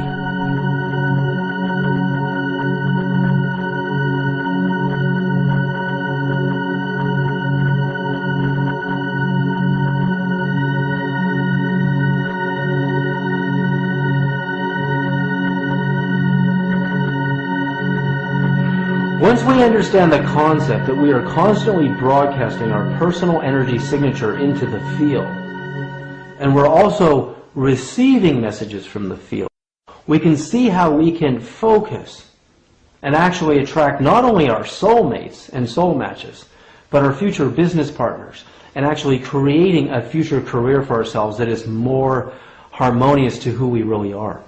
We can also see how we can use the field to attract our spiritual teachers. We want to find teachers that resonate with where we want to go in our spirituality, regardless of our religion. But also, how we can use the field to create a dialogue with the universe itself. So, whether we're an architect, an astronomer, a biologist, a medical doctor, a musician, an artist, or even a student, by creating this dialogue with the super intelligent levels of the field, and expanding our consciousness ultimately into the 9 levels of the cosmos, the 9 levels of the angelic, and the 9 levels of the field, we can get the answers to anything we can imagine. The cure for AIDS, the cure for biofuels, the next biofuels. We can find the secrets to nuclear fusion. We can find the secrets to unlimited zero-point energy. We can find the secrets to the next song, the next generation of music. All of that information is available to us in this field if we can tap into it. We can even begin to formulate a dialogue to awaken our own inner genius and true potential. One of the ways that we can access entering a more quantum, broader field range of awareness, a more expansive state of awareness, is to begin to encourage ourselves to see things not so much in terms of concepts and ideas, but more in terms of pure energy itself. So that you begin to perceive what is normally, you would label it and you'd say, wow, that's a rose, or that's a car, or that's a tree. You would just begin to teach yourself, guide yourself into feeling the pure energy of that experience, as though you were in a state of innocent wonder. So what this does is that it frees your whole cortical field. It's like just because you detach yourself from looking at the world in terms of ideas doesn't mean you lose those ideas. What it does is it helps you to free your informational field up, so that now when you encourage yourself to go into really deep states of peaceful, quiet, core being relaxation quiet, when you learn to penetrate to the very core essence of the quantum field itself, what you start to feel is an incredible harmonic peacefulness. So we have a meditation which encourages you to enter into that state of pure, unattached to ideas, pure energy awareness, complete, peaceful, brilliant stillness.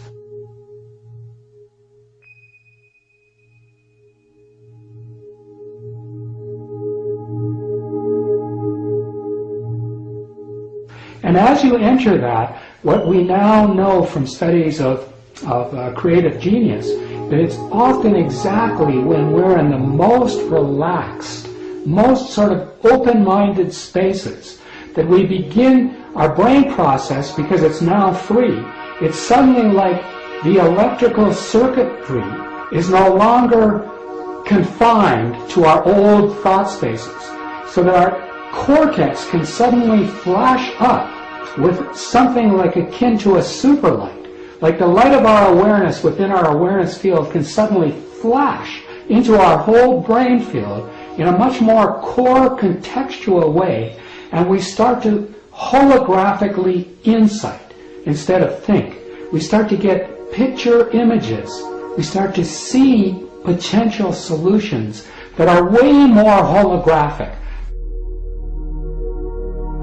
For a description of the difference between holographing and thinking, if you were to think of say a round basketball, and if you were to take a 1 diameter slice of that basketball in an attempt to understand a whole field of information, what you would end up with is with two polarized opposites.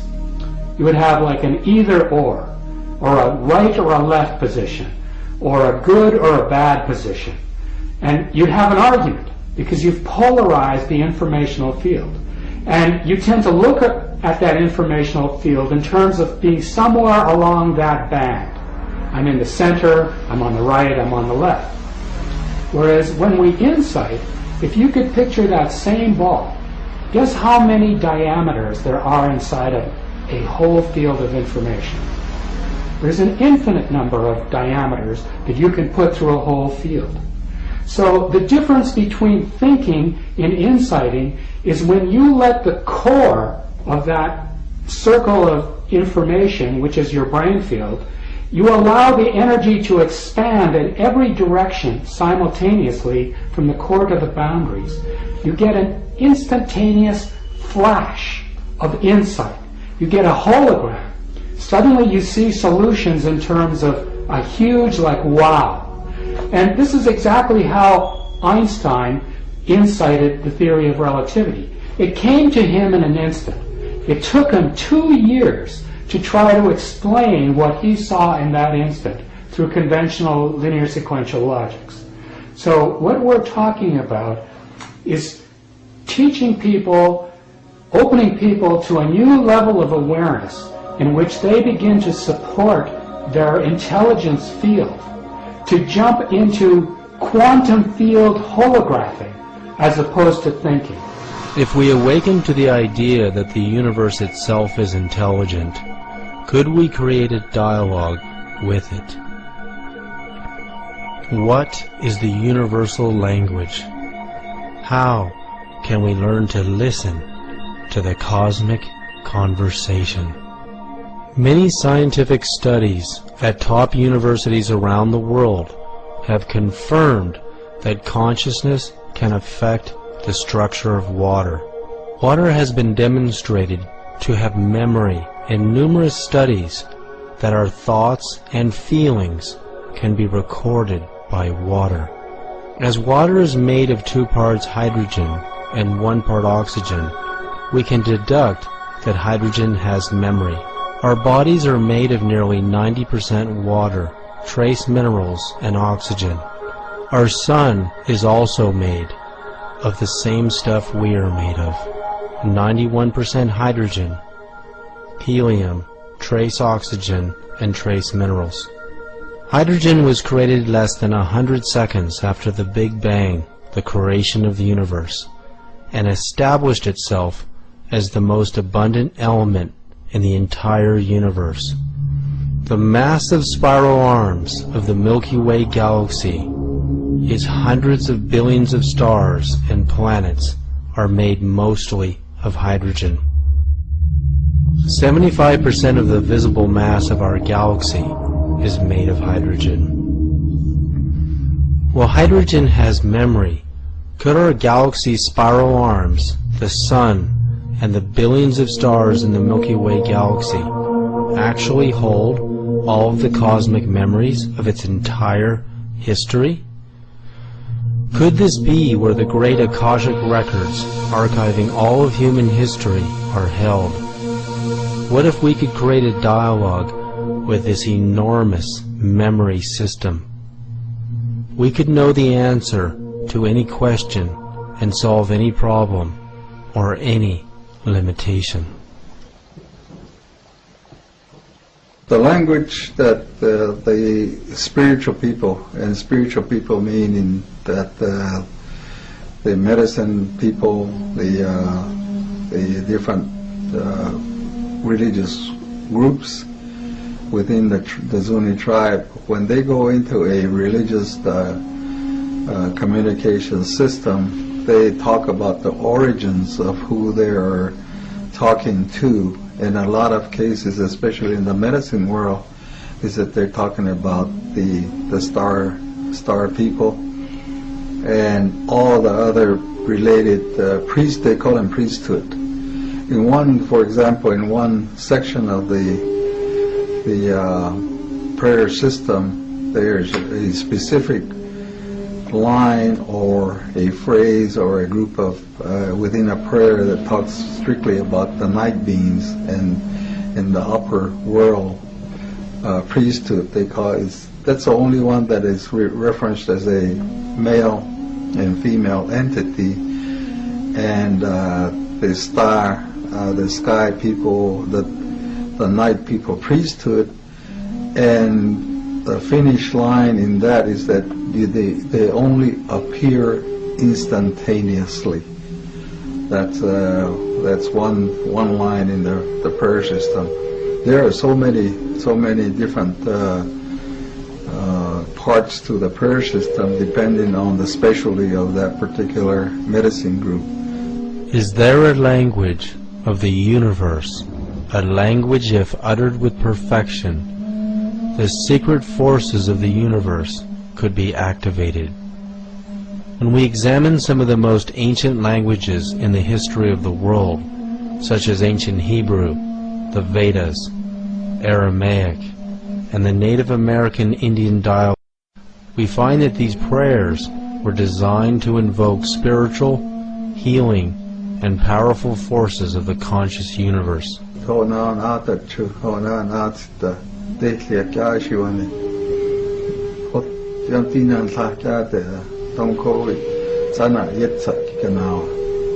I mean by that is that during the nighttime, the night priesthood, including the female, they come, and also that I'm talking about the priesthood of the universe. They only come and show themselves instantaneously, is what that passage means when you're doing our prayers. When we communicate them with directly, that is a prayer that they use. The language of the Zuni is a very unique language in that there is no other Indian tribe that has any connection with the Zuni language. The Zuni is a standalone language system that's determined by the people that study the languages and trying to connect it with other Indian tribes, say like the Hopi or the existing Pueblo tribes around Albuquerque, New Mexico, and even clear down to the Azteco Inca tribes. And the ethnologists and the linguists have never found any connection to any of the Zuni language, so it's a standalone system by itself as far as the language is concerned. Do all ancient dialects go back to the same source, the sounds of nature and the sounds of the universe itself? Well, Pleiades, what took me some time to understand is that in the prayer system, they talk about all the different directions. Not only is it the internal part of the earth, the different directions, the 6 directions of the the earth boundaries, the up and down, the east and west, and north and south, and so on. And in the when they start talking, giving prayer to those people that are in the upper world, it starts out with what the Zunis refer to as the rock roof, and they're referred to as priests or gods. The rock roof. Then the next one is the moon and the sun, the Big Dipper, and as it goes up, then it talks about the seven. The seven took me a long time to figure out that was referring to Pleiades. Pleiades having got seven star group or whatever it is, and then above that is the supernova.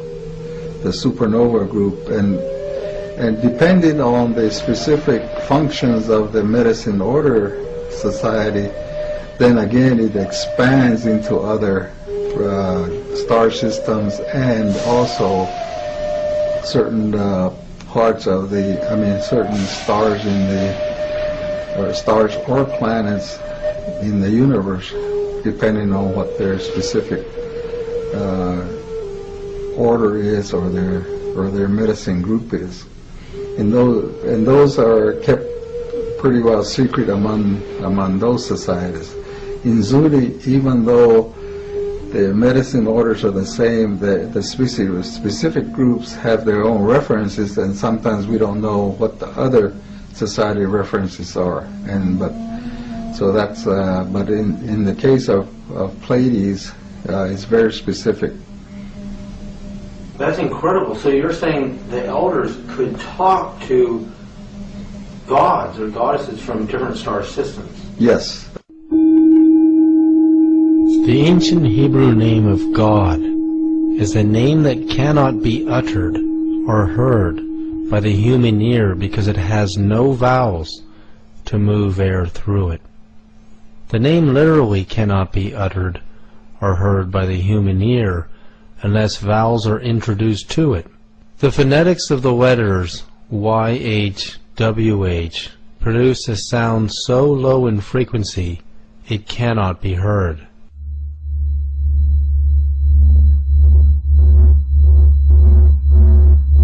The sound of the sun was considered by most ancient religions as the most sacred sound of the universe.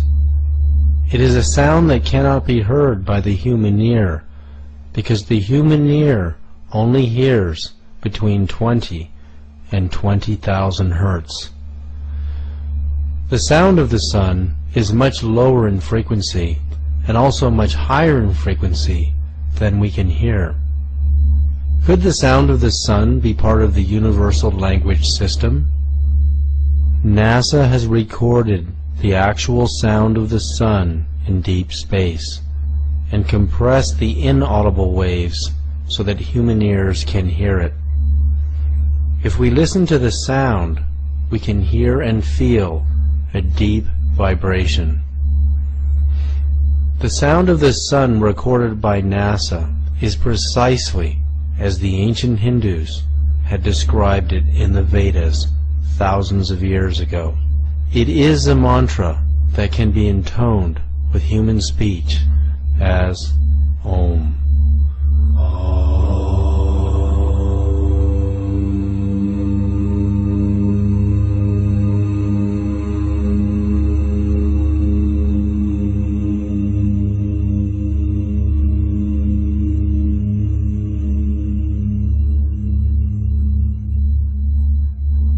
In the 6th century BC, Pythagoras also heard the sound of the sun and described it as a deep resonant hum with higher frequencies blended into it.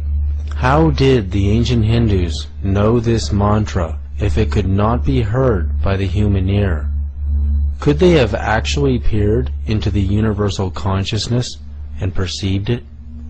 As human language and the language of nature cannot travel faster than the speed of sound as a sound wave, language as information can travel at the speed of light and beyond by entangling itself on more subtle energies.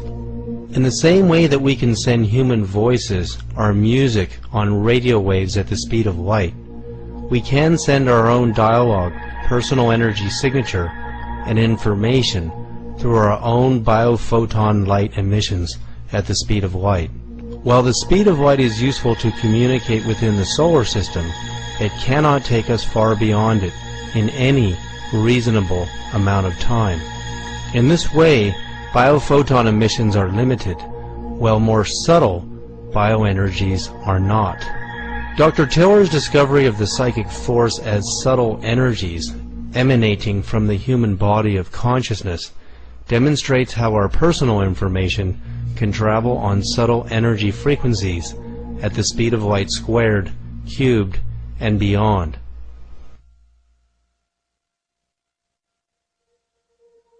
Okay, in my modeling, which I developed from a deep meditative state in the early 1970s, the model that eventually appeared to me, which I wrote down in my first psychoenergetic book, which I didn't publish for about 30 years, that was in 1997, and that was Science and Human Transformation, Subtle Energies, Intentionality, and Consciousness. So in that, I draw a Minkowski diagram with the standard cone kind of thing, but there are several cones where the events occur inside the normal light cone of Minkowski is the coordinates of distance and time. The limitation of the walls on the cone is velocity of light, c. The next one, the limits, which is the magnetic information wave domain, is c squared. The next one, which is the emotion domain, is c cubed. And the next one, the mind domain, c to the fourth. And beyond that, spirit. So, again, until you can make measurements, we will not be able to check these kinds of things. But they're internally self-consistent with a variety of stuff. And they give us a lot of hope and optimism that if we will ever get out of this box that orthodox science is stuck in, then they will have a marvelous, marvelous adventure in learning more about nature. Is the power of meditation so profound that we can expand our consciousness into the cosmos and perceive the actual sound of the sun and the universe? Yeah, one of the fascinating things about psychic phenomena is that they seem to travel much faster than light. And a piece of evidence to back that up, and there are actually now several experiments, but the first one that I learned about was by a Russian scientist named Podshibian, probably back in the 60s, I believe. He was working with acupuncture and measuring the voltages on the acupoints on the acupuncture, as you know, or certain points on the body that the Chinese medicine stipulates have certain electrical properties. As Podshibian was measuring the voltages, he saw a curious spike in them and wondered what the cause of the spike was. Later he learned there had been a solar flare at the moment that he saw this voltage spike. What was strange is that the spike occurred 8.3 minutes before we would be able to see that solar flare, because light travels, at a limited speed. It takes 8.3 minutes for light to get from the sun to the earth. But his spikes showed up instantaneously. So this is the first evidence that there's something that travels much faster than light that affects the body and affects the acupuncture system, and we can measure it physically. Since then, the Russians have done a lot of work on what they call torsion, which is their version of the same psychic force.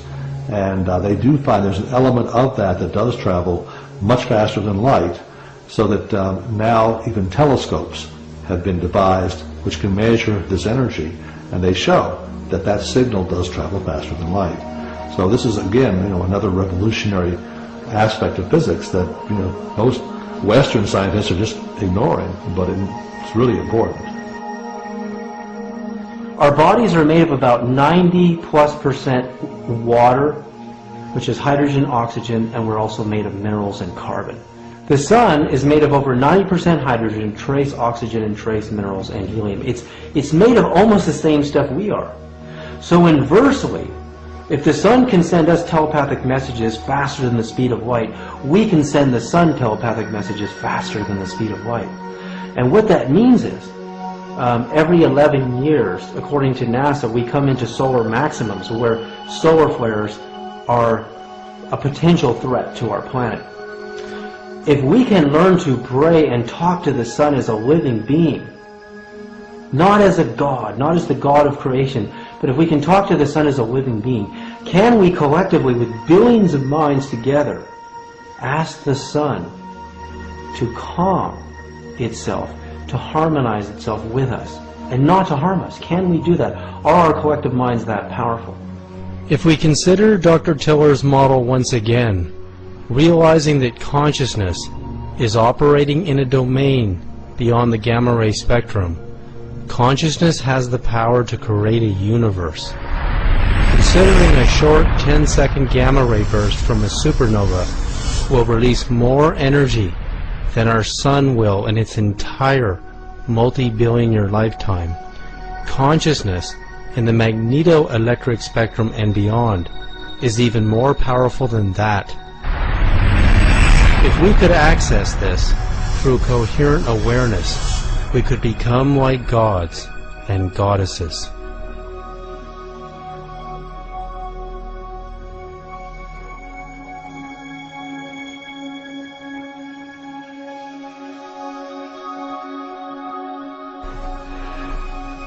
To me, we are all spirits having a physical experience as we ride the river of life together. Our spiritual parents dressed us in these bio-body suits, put us in this playpen that we call a universe, in order to grow in coherence, in order to develop our gifts of intentionality, and in order to become what we were intended to become, co-creators with our spiritual parents. And co-creator means to eventually evolve into the place where you could interact with planets and you could co-create planets or stars. So it's in the game as far as I see it. We're not anywhere near the end of physics, the theory of everything. We're just babes crawling across the floor of the universe. We've hardly begun the great adventure. And all of these things are possible. We manipulate this universe. That's why it's here for us. It's our classroom. No other way to become co-creators on this magnificent scale. But that's in our future from this planet's level of activity.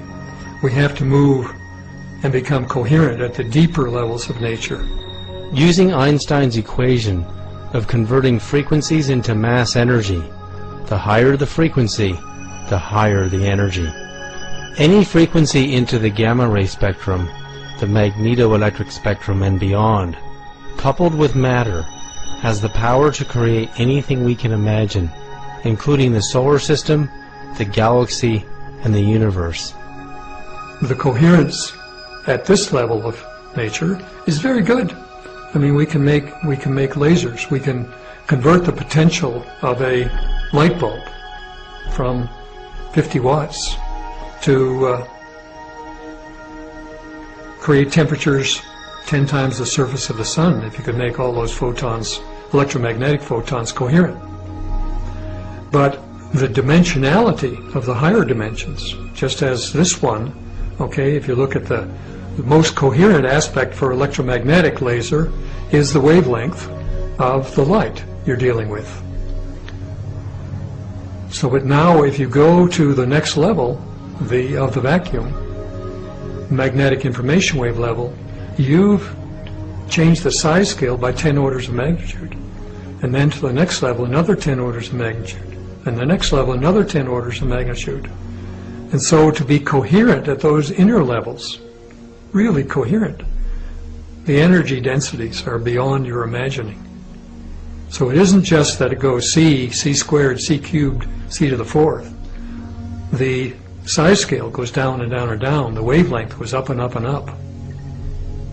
And the power, ultimately, is huge.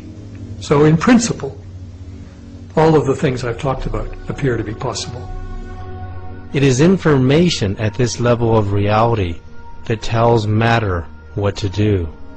Consciousness at the magneto-electric spectrum and beyond can also power a spacecraft at the speed of light squared and beyond.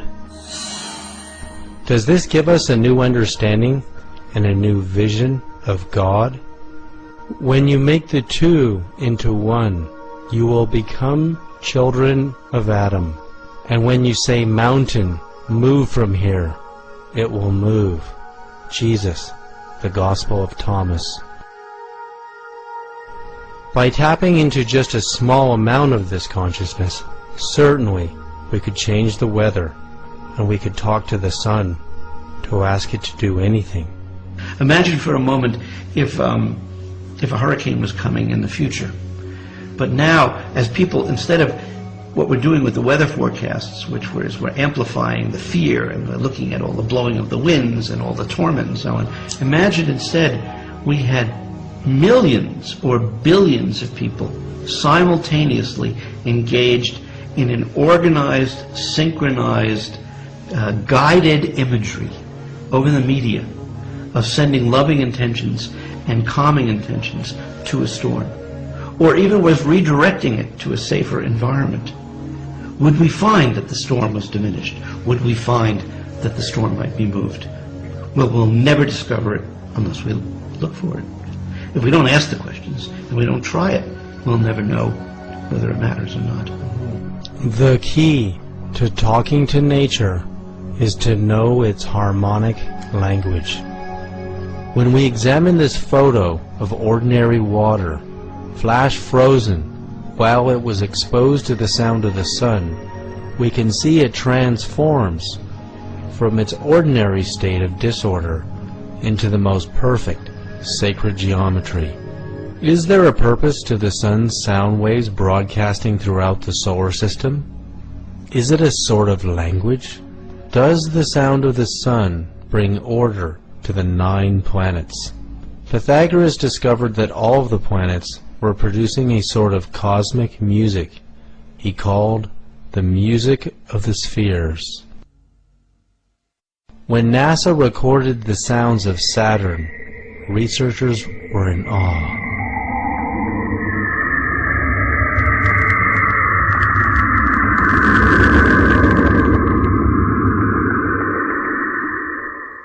The sound of Uranus.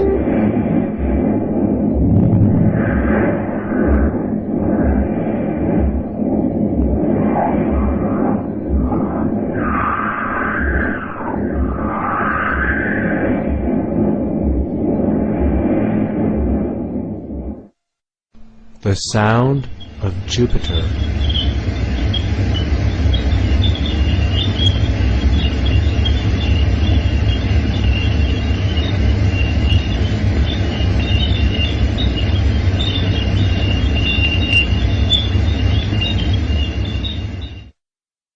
The sound of the earth.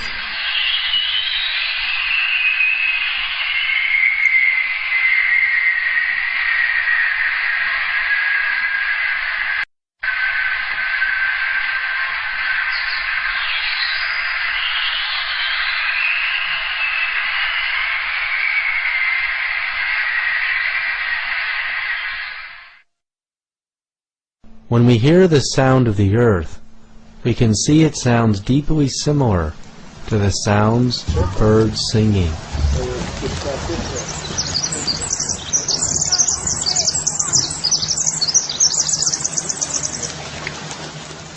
NASA scientists were astounded when they heard the sounds of the earth for the first time, because they knew the birds understood the secret language of the universe and the earth itself. They were singing as if in a dialogue with the creation. When Pythagoras had finished his studies, the HeartMath Institute's Global Coherence Initiative uses scientific technology to perceive electromagnetic changes in the Earth's ionosphere that are coherent with global human consciousness. Because the human heart produces electromagnetic energies and even more powerful subtle energies, millions or even billions of human hearts experiencing profound emotions due to global coherence initiatives or global events will cause measurable changes in the Earth's ionosphere to appear. These changes will prove to science and the world the power of human emotions on a global and cosmic scale. Our researchers and a team that they've assembled are building what's called a Global Coherence Monitoring System. This is a system that's being made up of very sensitive sensors that measure changes in the Earth's ionosphere. The ionosphere is the Earth's protective layer around the Earth. And these sensors can measure very subtle changes in the ionosphere. The goal is, over the next 2 to 3 years, maybe a little longer depending on how fast the project moves, is we want to put between 50 and 100 of these sensors around the globe, have them all network back to a central location, and be able to get a complete picture of the ionosphere 24/7. Our belief is that when there are large numbers of people feeling similar emotions, mass emotional output, that could be detectable in the ionosphere. We know from other research like Dr. Roger Nelson and the Global Consciousness Project using random number generators, showing changes in these random number generators when there's strong emotionality occurring in the world, like at 9/11. There's other indicators that show that there are possible measurable changes that occur when large numbers of people are feeling something. We want to conduct experiments on the effect of positive emotional states being generated by large numbers of people on the Earth itself. In a sense, sort of metaphorically, what we're attempting to do is to measure the brain waves and heart rhythms of the planet itself.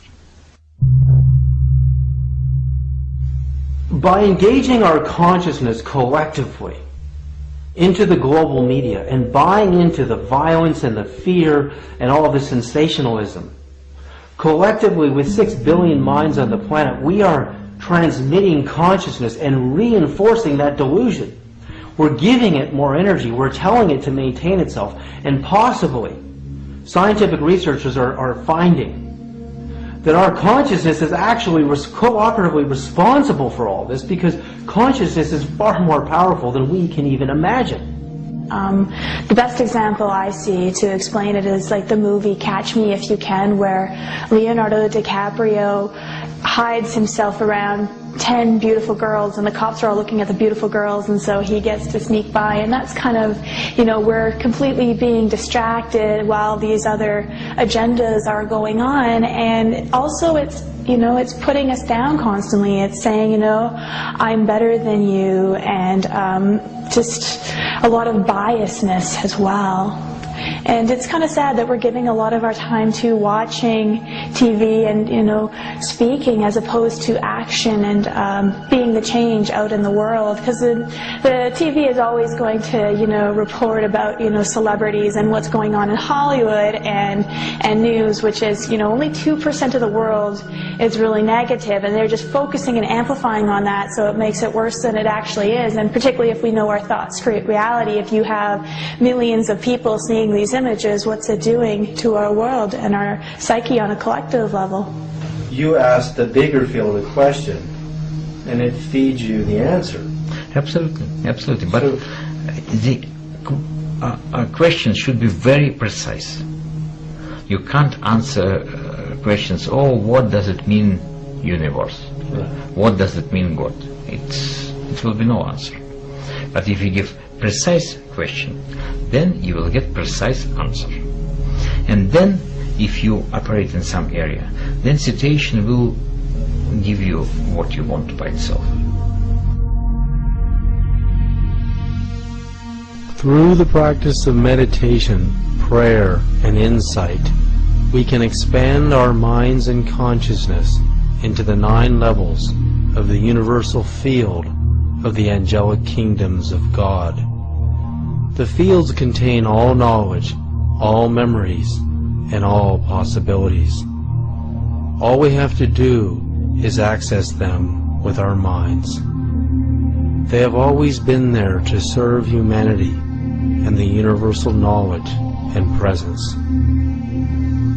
Science is telling us that the 9-dimensional fields are perceptible to the mathematics of string theory. Science now realizes that there is a creative force in the universe that is intelligent, that it responds to our questions. It gives us creativity and insight as its intelligent answer. With these gifts that enter the mind, body, and soul, we can transform our world. With this new understanding of physics and consciousness, we can revolutionize our understanding of God. We don't have to forget what we already know.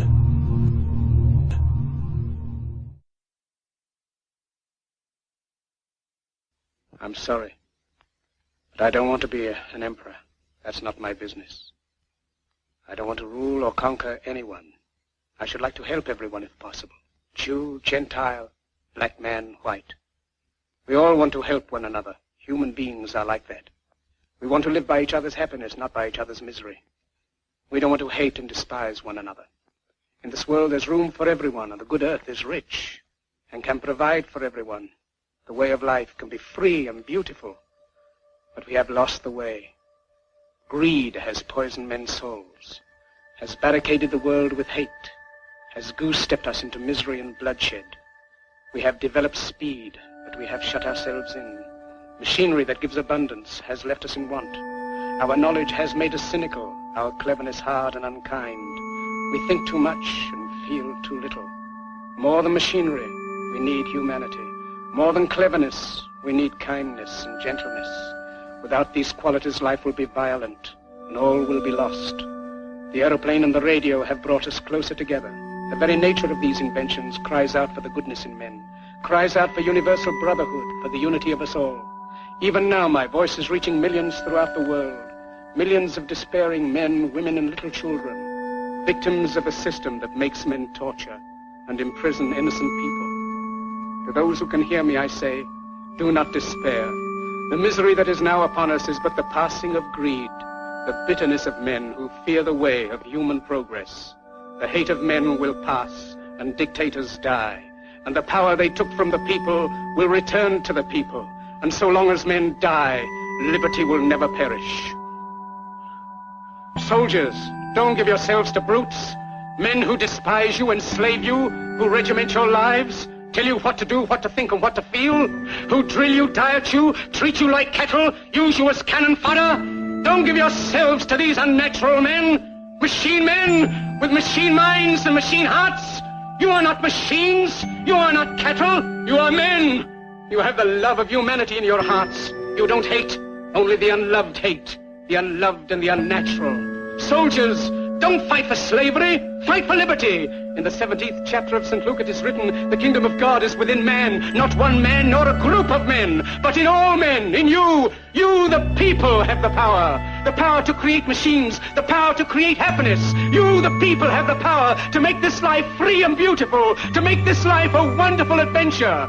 Then in the name of democracy, let us use that power. Let us all unite. Let us fight for a new world, a decent world, that will give men a chance to work, that will give youth a future and old age a security. By the promise of these things, brutes have risen to power, but they lie. They do not fulfill that promise. They never will. Dictators free themselves, but they enslave the people.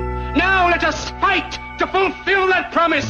Let us fight to free the world, to do away with national barriers, to do away with greed, with hate and intolerance. Let us fight for a world of reason, a world where science and progress will lead to all men's happiness. Soldiers, in the name of democracy, let us all unite!